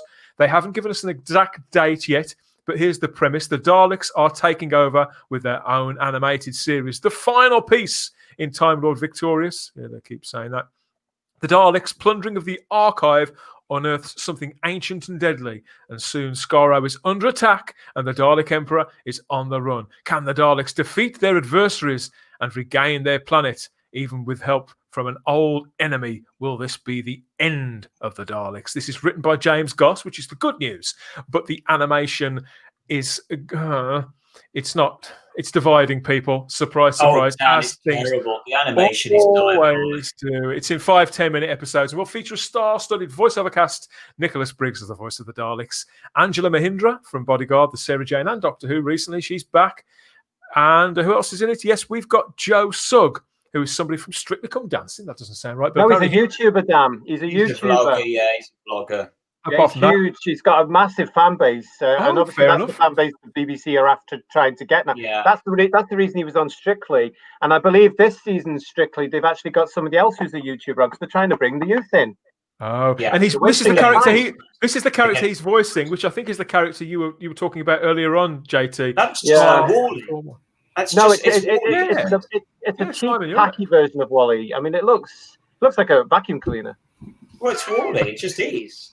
Wally. That's what I'm all up for this. I've wanted a Daleks animated show for a long time. You know, some of the imagery I'm not so sure about. Here we are. But I mean, have you seen the animation? Those, what is it, about 1 minute 20 seconds that was released this week of clips? It just looks absolutely the cheapest of the cheapest animation. Simon, it looks outdated, oddly, doesn't it? It looks very dated, very dated. It's not going to set the world on fire again. We're back to this whole difference between we get this as opposed to the Proms or anything else, or Voyage of the Damned, or just stuff that people get excited about. We get this. We get a rubbishy little cheap Dalek computer graphic. I take it that was the Mechanoid City there, was it? Yes, it was. Yeah, that was definitely the Mechanoid City. And we've got, we've also got, let's have a look at that. We've got the Mechanoid City there, and we have, where is it? Now, I do have a picture somewhere. Sorry? The Aldrant Dalek, that's what it is. There is another image of the Dalek City as well. I thought I'd got it, but I must have just seen it in the trailer. Guys, I got to go because the rabbi is basically at me now, so I've got to go. Have a good stream. I will. So, Simon. Bye-bye. I love you guys. I love you. Thanks for coming in. I'll speak to you later. Bye-bye. Bye-bye. So is this Dalek series, this week's series, is that what Rabbi was alluding to? That is this one of the things that's just been tagged on as though it's been rushed out? I don't know. I don't think they could have rushed it out that much because it's, for them to have written it. Animation, on one hand, we've just said it looks a little bit cheap, but that would still take. You couldn't do that in 2 or 3 weeks, could you? So I'd like to think that it's been it's been planned certainly for the entirety of this year. Probably longer. James, looking at the animation, I don't think they've spent that long on it, Dan. I really don't. It looks like the kind of thing right. people knock out in their bedroom in half an hour. Honestly. Yeah, maybe you're right. Actually, thinking about the beautiful things that I've seen accomplished on YouTube in the space of 2 or 3 weeks. In fact, our own problem being here, he's become very, very. How can I put this? Yeah, yeah. Problem being has got the hang of CGI himself recently. I'm sure he could do better than that. But yeah, there's all sorts of images from that have popped up. I'm relatively optimistic about it because I think James Scott is a good writer, but. It's the Time Lord Victorious thing. I was all for it. Now I don't know what to feel about it. I don't know. It's the old question. Who is it for? What are they trying to do with it? It's starting to look more and more like a cash cow to me. And, and I lose interest. Of course they want to make money. Of course they do. But do they have to be quite so blatant about it? Well, as I say, it still just smacks of desperation to me. As I say, it's not the kind of exciting stuff that we were getting back in the day. Can you just think back for a moment, back to the end of the Chris Eccleston series, the trailers that were going out for the lead up to that final part. I can still remember those trailers that were going out to the lead up to Parting of the Ways. Yeah. The whole country was talking about this and was excited about it. And now we're supposed to get excited about Time Lord Victorious that nobody has got to... You know what I mean? Oh, absolutely. I mean, there's two occasions as Doctor Who fans in the new era we should remember. That one with the Eccleston final, where everybody knew he was going, and they did do those wonderful trailers every day as a sort of 5 days to go. 4 days to go. The whole country was excited. Is the whole country excited about Time Lord Victorious? Sorry, JT. No, don't worry. And then the second time was, of course, the Stolen Earth. When Tennant rejected the whole country, I had so many people coming up to me saying, "What's going on? Who's next?" And I'm going, "I don't know." but also, JT, the Christmas Invasion, Tennant's first episode. Again, the whole country was going wild to see the new Doctor. Although in all honesty, that whole era is nowhere near my favourite era of the show by any stretch of the imagination. But I can recognise that it was doing some quality stuff, and the whole country was wild for it and desperate for it. Yeah. Let's be honest, nobody in this country is desperate for it. That's where Russell and his team got 100% right, didn't they? Because he wasn't just bringing Doctor Who back for the old fans. He knew he had to bring it back for the public, the British public, and it worked. And that stayed right up until, I'd say, the second series with Matt. I think the irony of it is that what they were very good at doing through those Eccleston, certainly the Eccleston Tennant years, they were brilliant at doing event TV. These were events. Now, the whole point is, the irony is that Time Lord Victorious is meant to be an event. Yeah. But it's not. Passing me by. Guys, I was feeling it, and it's kind of like the rabbi said earlier on. They put out some great artwork, and they attach decent names to it. Like I say, I really respect James Goss. I enjoy a lot of his work. And David Tennant being so invested in it, leading it from the front. We weren't quite sure what Eccleston's involvement, if any, was going to be at that point. Of course, it turned out to be none at all. But I like Tennant, I like Paul McGann, I like James Goss, and I certainly respect Steve Cole and Una McCormack, both great writers. But everything else going on around it just seems like what they call a hot mess. I think. Go on, JT. What I was going to say was, I think the problem is, you see, that Time Lord Victorious might actually be exciting if the parent program was brilliant and we were excited about the parent program. So that's why it probably smacks of desperation, because the parent program is not loved by many people, really, if we're honest about it. And so there's not many people getting excited about Time Lord Victorious. No. So you've got to sort the parent program out first, and then the other bits will fit into place, is my feeling. Mr. Brown says it's like flogging a dead horse. We're getting, it is now, isn't it? We are getting to that point. I have to agree. And where we've got another comment as well. Where let's we've become all negative again, haven't we? I didn't want to become negative. I don't think it's negative, because we're just discussing. Well, you know what I mean. Mr. Brown also asks, can we do Space 1999? I haven't seen that in 40 years. I haven't bought the box set. Space 1999 will eventually be coming to the Spacebook channel. I can promise you all. And talking about coming to the Spacebook channel, I've got somebody to bring in now. Calling in from, actually, he's going to tell us where he's calling in from. He was on the chat a moment ago. I think he's just recovered from thinking about Leela. Welcome, Christian Basil from the Legend of the Travelling TARDIS there. Hello, mate. I will never recover from thinking about Leela. That's never going to happen in my entire life. Hello, where are you calling in from, just for the purposes of the chat and the other people on the panel? Where are you from? Don't you recognize my accent? It's British. It's Orlando, Florida. So totally British there. How's things in Florida, Christian? Oh, we're okay. Yeah, it's this is different because I don't know how you guys on the lockdown, because getting a lot of different people telling me a lot of stuff over there, but we're on phase 3, which means practically everything's open. I'm just like, Florida? They're like, yeah, you're open. I'm just like, it's very different over here because you've got England, Scotland, Northern Ireland, and Wales, and England has gone very much their own way and dealt it with their own way, whereas Wales and Scotland are very similar. We're still in phase 3 in Scotland. I'm in Scotland, and we're still in phase 3, but we have got several localized lockdowns going on. Glasgow, Edinburgh, that central part of Scotland is in a lockdown. Where I am, luckily, we're not really in a lockdown yet. I know that there's parts of England all over the shop, very different depending what you've got there. One thing that for Doctor Who fans as well is that Wales and Scotland are very similar in that we have 2-meter distancing in law. So therefore, that goes back to how you would film Doctor Who with a 2-meter distance in law, because it's shown on telly if you break the law. You know, you can't do it. They've got you back to rights, haven't they? Looking back to the chat about, we've got Vanessa here, says, I still prefer the 11th hour, but I'm biased. A massive Matt Smith fan there. The 11th hour to what? I think to everything. I assume there, Vanessa. And Mr. Brown says his favourite Doctor was Matt Tennant. There we go. That's the name of the future. Thank you for that, Mr. Brown. From what I hear, that's a great way to describe Jodie Whittaker, is it not? It's not far off. Oh God. So what time is it there for you then, Christian? It's just called tea time for us. 8 to 1 over here. And I want to say hello to Vanessa, Lauren, Hale, and Lord Dot. Thanks for giving me a shout out there. Can I go back to just an old topic there? Of course you can. Because there were a lot of posts, and some of them didn't make it. But one of the things that I'm just going to jump back to is just a little bit, because this was crucial. I knew that Chris Chibnall was going to go off the rails when he said he wasn't going to do anything classic. When he said no directors, no writers, no nothing from previous Who, and I said that is the worst mistake you could ever make. The whole reason why this show is working now, because RTD had the choice. He could have said 8 is number 1, or 9 is number 1, or 9 is number 9.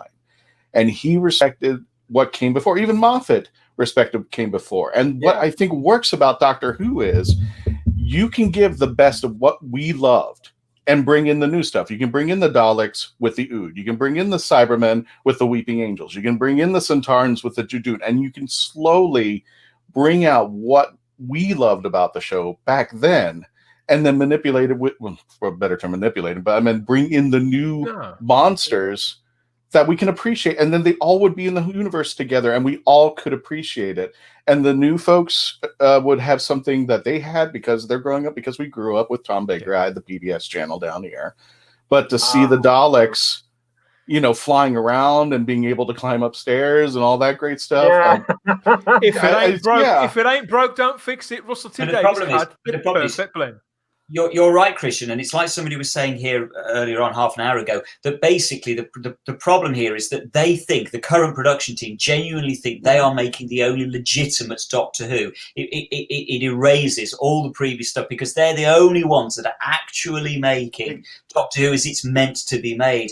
And that's a horribly, horribly arrogant attitude. And it's the first time ever really in the show's history, I think, that that's happened. People have always come in with a new broom and swept it clean and started again. That's okay. As you say, you've got to try and balance the whole thing out.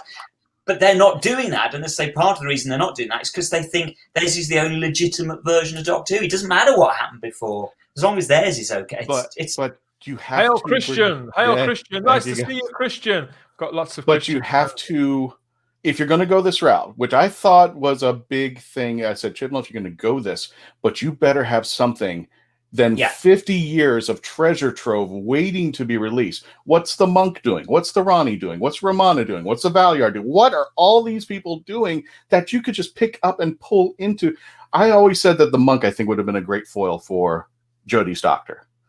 Because she's always happy-go-lucky, and if you've seen the monk in Big Finish, especially with the Resurrection of Mars and To the Death and the Lucy Millers, he would be a great foil because he could take the core barometer of Jodie's 13th Doctor, who's happy-go-lucky, the universe is great and everything, and really foil her.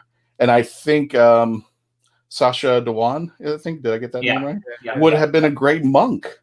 It just he could manipulate her to say, "Oh, look what you've done!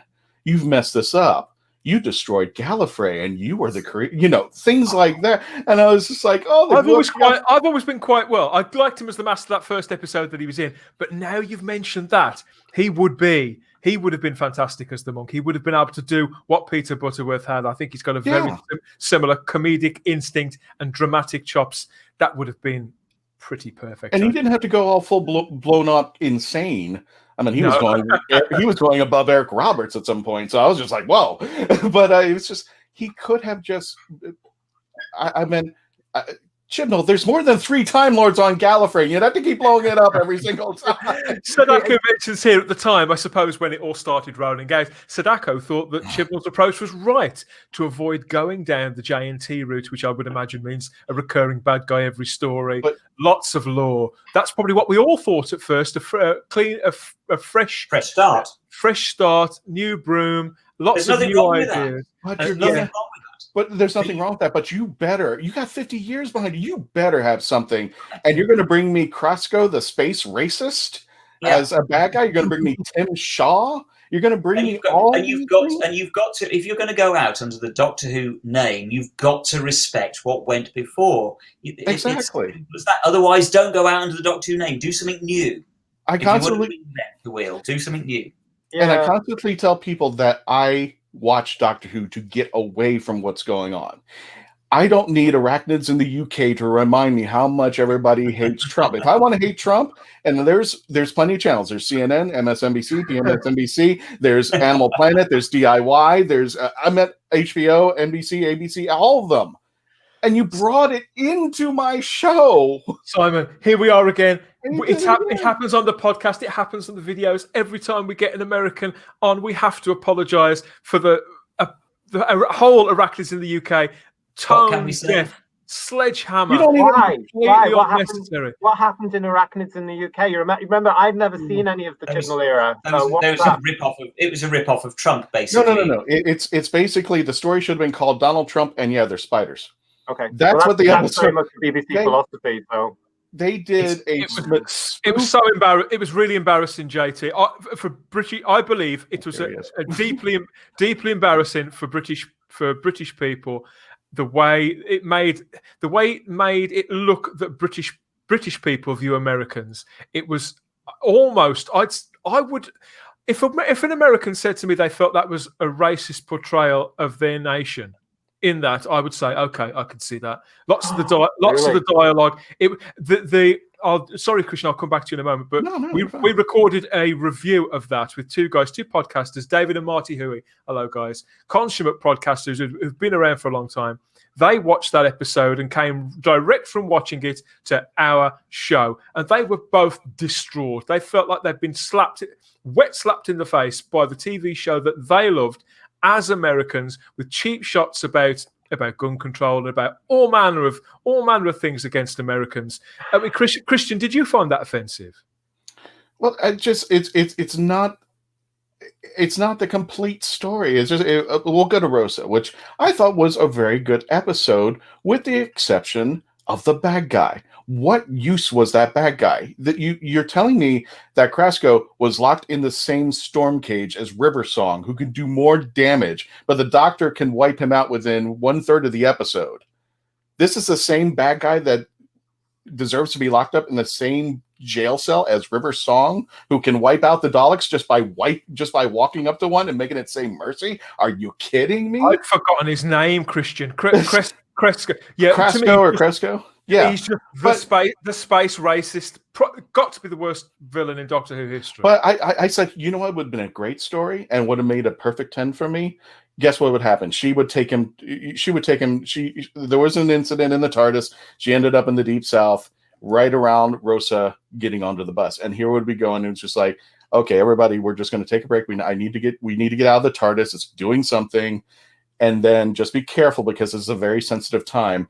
And instead, Ryan accidentally gets on the bus and sits down in the seat that Rosa would have ended up sitting in and started the whole chain reaction to prevent civil rights by accidentally just sitting down in that chair. Now, what kind of story would have that been? It would have been an incredible story because now it's Ryan's story. Considerably better.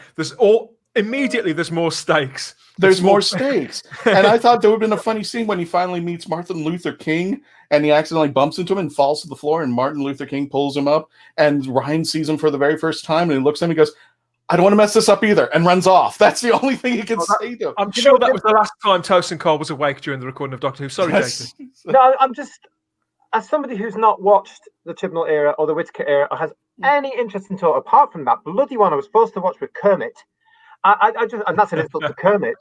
I don't understand what you're saying there about that. That's not a science fiction story. That's not Doctor Who, really. I mean, if you're going to do a history thing, you've got to have that element of like they did with every year from the Eccleston year onwards. Really, they would have somebody back, whether it be a painter or whether it be a writer or something. I don't understand. Again, for me, that whole thing is just a typical thing of virtue signaling. I mean, why bother? What the public in Britain wants to see through Doctor Who, and I'm not talking fans here, and I'll always talk for the public because I think they're very, very important because they pay for the show, or used to before you get 500 people cancelling a license every day.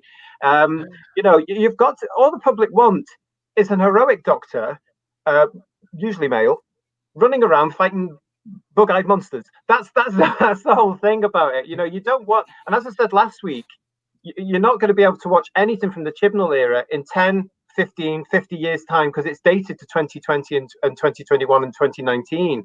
It's just silly.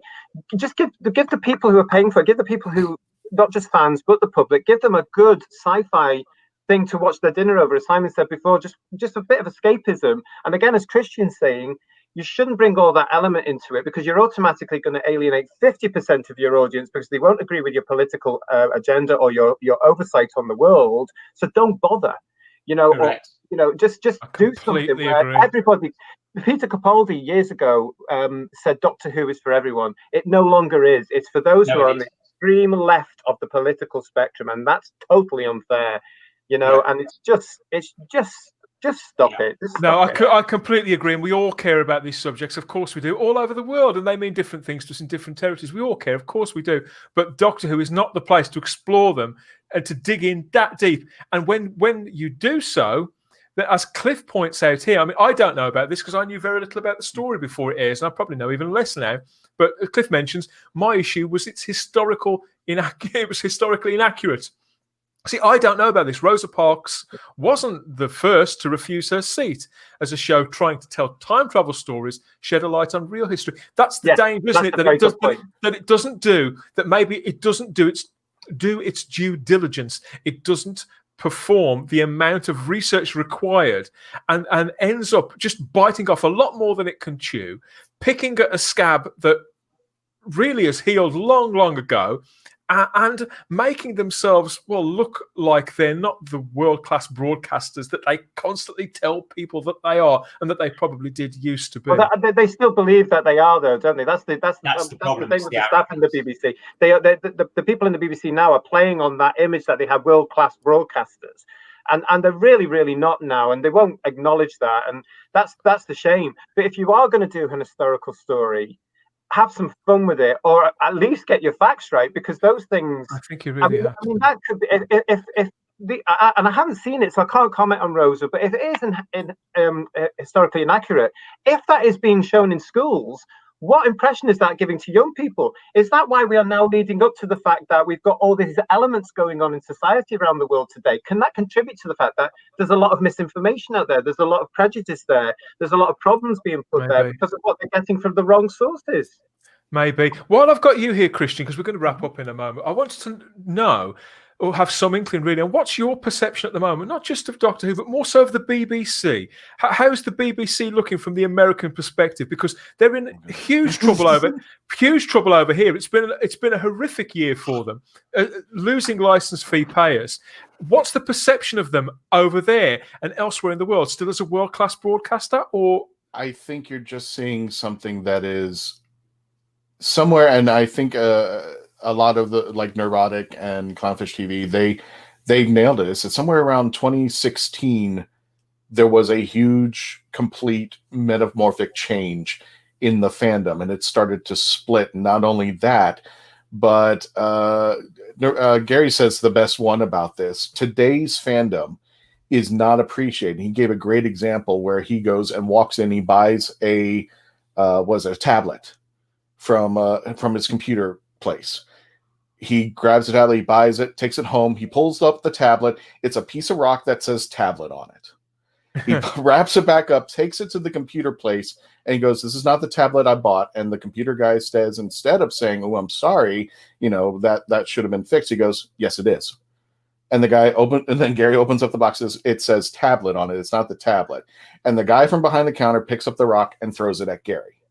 That is what we've got today as far as fandom is concerned. And it's really disgusting where somebody, and this is why I'm going to probably, I'm sorry, plug my shows. That's something that when we did my show, all opinions matter. It doesn't matter how silly, how wrong, you're a fan. Of course. And we actually had an episode where we said, okay, what constitutes a fan? Can you like one book, one Virgin novel, and consider yourself a Whovian? Can you like one audio? Can you like one Doctor? Can you like classic or Who? What do you constitute as a fan? To me, if you have a love and appreciation, it doesn't matter what part of what you like about the Whoniverse. If you're a fan, you call yourself a fan, you're appreciated. But then when you start trying to dictate who other fans are and what they're supposed to appreciate, that's when you draw the line. I mean, if you're going to like one book and you like Doctor Who, more power to you. If you like, what's it? The book that everybody was drawing on for Andrew Cartmel, Lungbarrow. If that's your favorite book and that's all you love about Doctor Who, I'm not going to call you anything less of a Whovian, but I love Doctor Who from beginning to end. You're not going to call me anything less if I don't like the direction of the show. We're Whovians. We should be appreciating everybody's opinion, whether we like it or not. And everything I've done in the panels in the last couple of years, when I've gone to SuperCon, when I've gone to MegaCon, when I've gone to Fan Expo, when I've gone to all these places, have been to be the best term, the cheerleader for this show that we all love, that we all grew up in. I loved it, and I can't thank Stephen Moffat and Russell T Davies, even though we probably have our differences. It was no different with JNT when he started running things, but I have to give him kudos. I wouldn't even have the show that people would have appreciated, that I grew up with, and know what kind of show that they would love, that I appreciate. Because when Doctor Who was over, it was over. And when the 96 TV movie came out, and it died out, it was like, okay, well, that's the end of it. In 2005, it came back and everybody loved it. And now the kids of the new generation can appreciate something that I loved. And that's why I thank Russell T Davies. I thank Christopher Eccleston. I thank everybody who's come along and shown that love and respected it all this time. When Chibnall came in, I was very excited because, it's going to be the first female Doctor. Let's give it a shot. Whether you question it or not, Michelle Gomez did a terrific job of the Master, even though, I said that she should have been the Ronnie or somebody else, or, twisted version of Romana that went bad because she lost the Time War and now she's gone completely insane. I had so many, okay, fine by me. But Chibnall, when he made that declaration, I knew he lost it. I knew there was something wrong, because this was the same Chibnall that took JNT and the people who wrote Time in the Ronnie and put them in their place. So my question is, what would that Chris Chibnall talk to about the new Chris Chibnall that we're seeing today? What would that person say to Chris Chibnall? Because it wouldn't be the same thing. And he would be complaining and whining at him. And I think that's where the BBC has lost its way. Somewhere in 2016, we changed, and not for the better. JT, what's your instincts of it? John Nathan Turner, sorry. It's interesting. I agree with the Christian. I think it's interesting to get a different point of view, because you mentioned there, Christian, that in 1989 Doctor Who ended, in 1996 it ended. Of course, in Britain it didn't, because it's ingrained in our culture. Yes. And I, as I said before, when Doctor Who was off in the wilderness years, as fans, we were still very strong, and that's one of the reasons it came back, because they knew there was a built-in, already made British audience there for it, and it was Russell was aware of that, Julie was aware of that, Lorraine was aware of that, and they built on that. So that was. They also knew, of course, that because everything in Britain, and it's very difficult for anybody outside of Britain to understand this, but it is part of our culture. You will hear things casually from people around Britain. It's like going into a TARDIS, which means it's bigger on the inside than it looks on the outside. Everybody knows what the TARDIS is. Everybody knows the Dalek. Everybody knows at least what Doctor they had and what they grew up with. And that's why it's heartbreaking as a fan, because, of course, the public now are not invested in Doctor Who. That's what's going to bring it down. They don't watch it. The ratings are dire. And because the public don't watch it, it's not about the fandom. It's about the public here. It has to be about the public. If they're not going to watch it, it will go, and that's going to happen. So it's interesting what you're saying about that. I think as well, from your point there about Chibs, younger Chibs and older Chibs, I think older Chibs was very much there as younger Chibs. I think those things were happening. And sometimes, as I said last week, sometimes I think he does certain things because he knows it's going to alienate a certain age group of fan. Simply because he definitely, and you haven't seen this, JT, but during the Timeless Children, there was one moment in that, a big montage of clips of various faces, including the Morbius Doctors, which was the equivalent of Chris Chibnall running up to the screen to all old fans and just doing that. Absolutely. And I've seen all this nonsense, and obviously people like yourself have told me about this when it comes to those things. But that was part of him justifying the fact it's bad form. Yeah, and it's bad form. It's bad writing. It's bad television.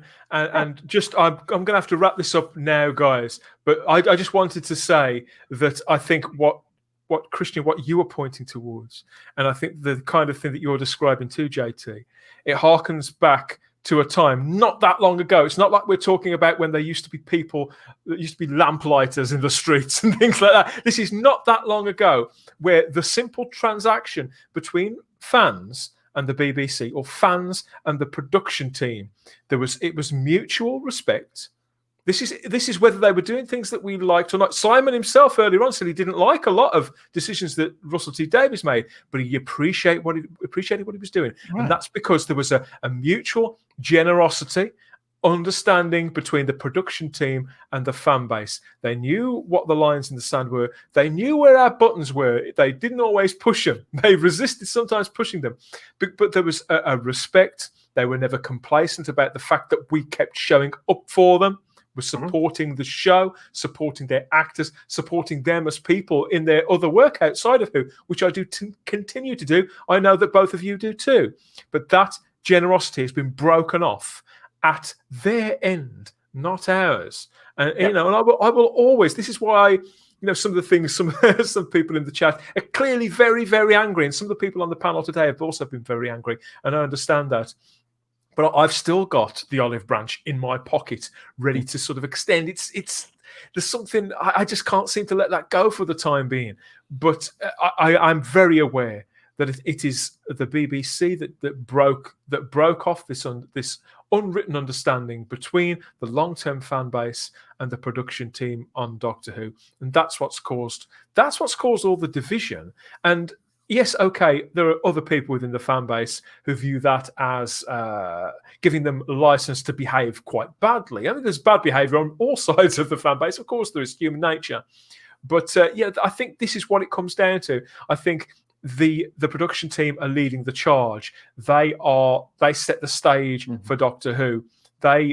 It's cultural significance and its place in British and now world culture. And if they don't believe in generosity anymore, if they don't believe in a show that's for everybody anymore, then this was always going to disintegrate, and it'll be very hard. It'll be very hard to sort of reconstitute again. I'm hoping that it's possible, Christian. And that's a problem, because people we're going back to Capaldi, and even Jodie Whittaker said this is a show for everybody. Okay, well, you better prove it, because right now you are taking people out of the loop. It shouldn't have been something to the fact where Jodie is a woman, let's take it on. And I told him on my show, if you're going to bring this up about being a woman, I'm not with you. I'm an Asian male. Why would I care?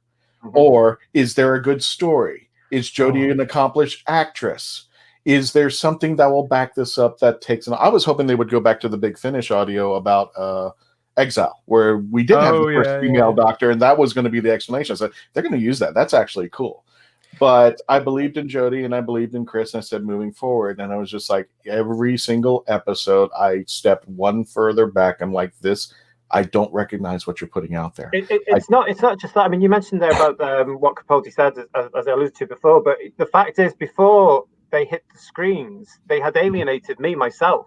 I don't know if you saw this, but a particular magazine interviewed Whittaker and allowed, and it was deliberately set up so it was all about the people that had concerns, the fans that had concerns about a female taking on this role. Mm-hmm. And instead of actually saying, no, we're not going to react to that, they did react to it, and she reacted to it in a nasty way. And I was watching this thing. It was horrible. It really was. Well, yeah, she came across. And there's certain other things that she has said, there's certain things that Chibnall has said, there's certain things that other members of the production team have said, which is basically, if you don't like the show, don't watch the show. And that's what's happened over here. They don't like it, so we've all switched off. And that's not how it should be. It shouldn't. You don't alienate your fan base. You don't alienate the people that pay for your show. You don't alienate your public. You do a show that, you shouldn't really... And JT, when they told us, you don't have to watch a show. Okay, well, we walked out the door, and as soon as we're walking out the door, they're going, "Where are you going?" Yeah. And I think that's this whole thing. I think that's this whole thing about where we were saying to at the top of the show. They've realised now, because a lot of the figures have come in over here in Britain. The merchandise has flopped massively since the change of production team and the change of Doctor. It's not selling. Yeah. There are figures out there that prove it, because you always get these people going, oh, prove. Go and do your research. It is available for you. The magazine's gone downhill. You can go into the bargain shops here and see Jodie Whittaker action figures and sonic screwdrivers for pennies. It's ridiculous. And I think that's why they're reacting now, because they've told us to go away, and they've suddenly realized they're the ones we need. Actually, Dan, I don't know if you put that comment on, 3 of my friends who were Doctor Who convention companies that would go to the conventions and do that, they've all folded up. They're gone. This was pre-COVID. Oh yeah. No, I didn't see that. I didn't see that. Yeah, 3 of them have folded up shop. One of them, actually, I won't say who, but she sold all of her Sonics to me for a big whopping loss. We're giving them as giveaways at conventions, or at least we're going to start to. A majority of them are all Jodie's. I have to say, I'm sorry to hear that. That has happened in Britain, Dan. You should. I'm sure you're aware of this. We have lost some wonderful retailers here, the only one we've got standing now is the Who shop in London.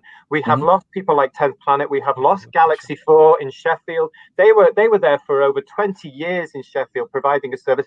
Through the wilderness years, these people were working with limited merchandise, and they've had to go. And part of it, and I can't speak on behalf of them, and if Ben and Andy from Galaxy 4 are watching, hi guys. It was a sad time when you just realize that, hang on a minute, the merchandise wasn't selling enough to keep this 20-year-old business going. And I'm sure that was part of why they had to make a decision to close up. I'm sure it was part of the reason. Yeah, exactly. Yeah, it's not on the shelves. Yeah. That's, I do have to wrap it all up for now.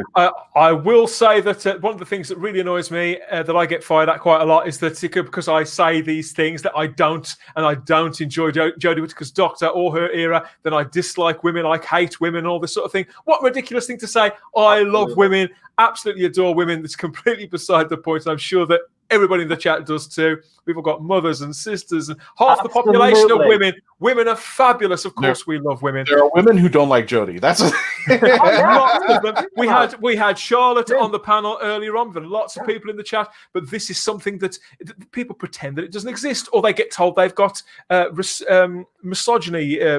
what did Sarah call it? That they've been manipulated by nasty men and all this. They're taking the easy way out, because when I go to conventions, I've done a lot of things where I've incorporated people in, and if they didn't like it, I said, listen, that person will be gone in 3 years. Come on back. And there were 2 women that I've always talked about. This is why my show started. 2 women sitting in the back row of a convention who wouldn't even speak.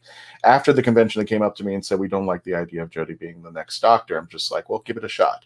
That's all I've said. I mean, that wasn't going, well, you're being misogynist. No, I told him, give him a shot. That's all that should be said. That's all that Chris should be saying. That's all that Jodie should be saying. They should be selling this and letting people know that if this is a show for everybody, give it a shot. If it's not, it's too late now, Christian. It's done over here. It's absolutely done now. It's too late for them to do anything. Extend that generosity, Christian. Thank you so much for coming in. We'd love to have you back at a later date. Give my regards to everybody aboard the travelling TARDIS, and stay safe out there. JT, it's been great to have you too, and K9, and everybody watching in the chat. Thank you so much for your time this afternoon. I hope you've enjoyed it. It's been a great conversation. My thanks to Simon Horton. My thanks to Ian Diaz, the Rabbi, to Charlotte. We've had a positively stocked TARDIS today, but yes, we'll be back again next week. Time, Lord Victorious. I put on a lot of weight. Everybody bring their mascots. Thanks for watching. Good night. Good night.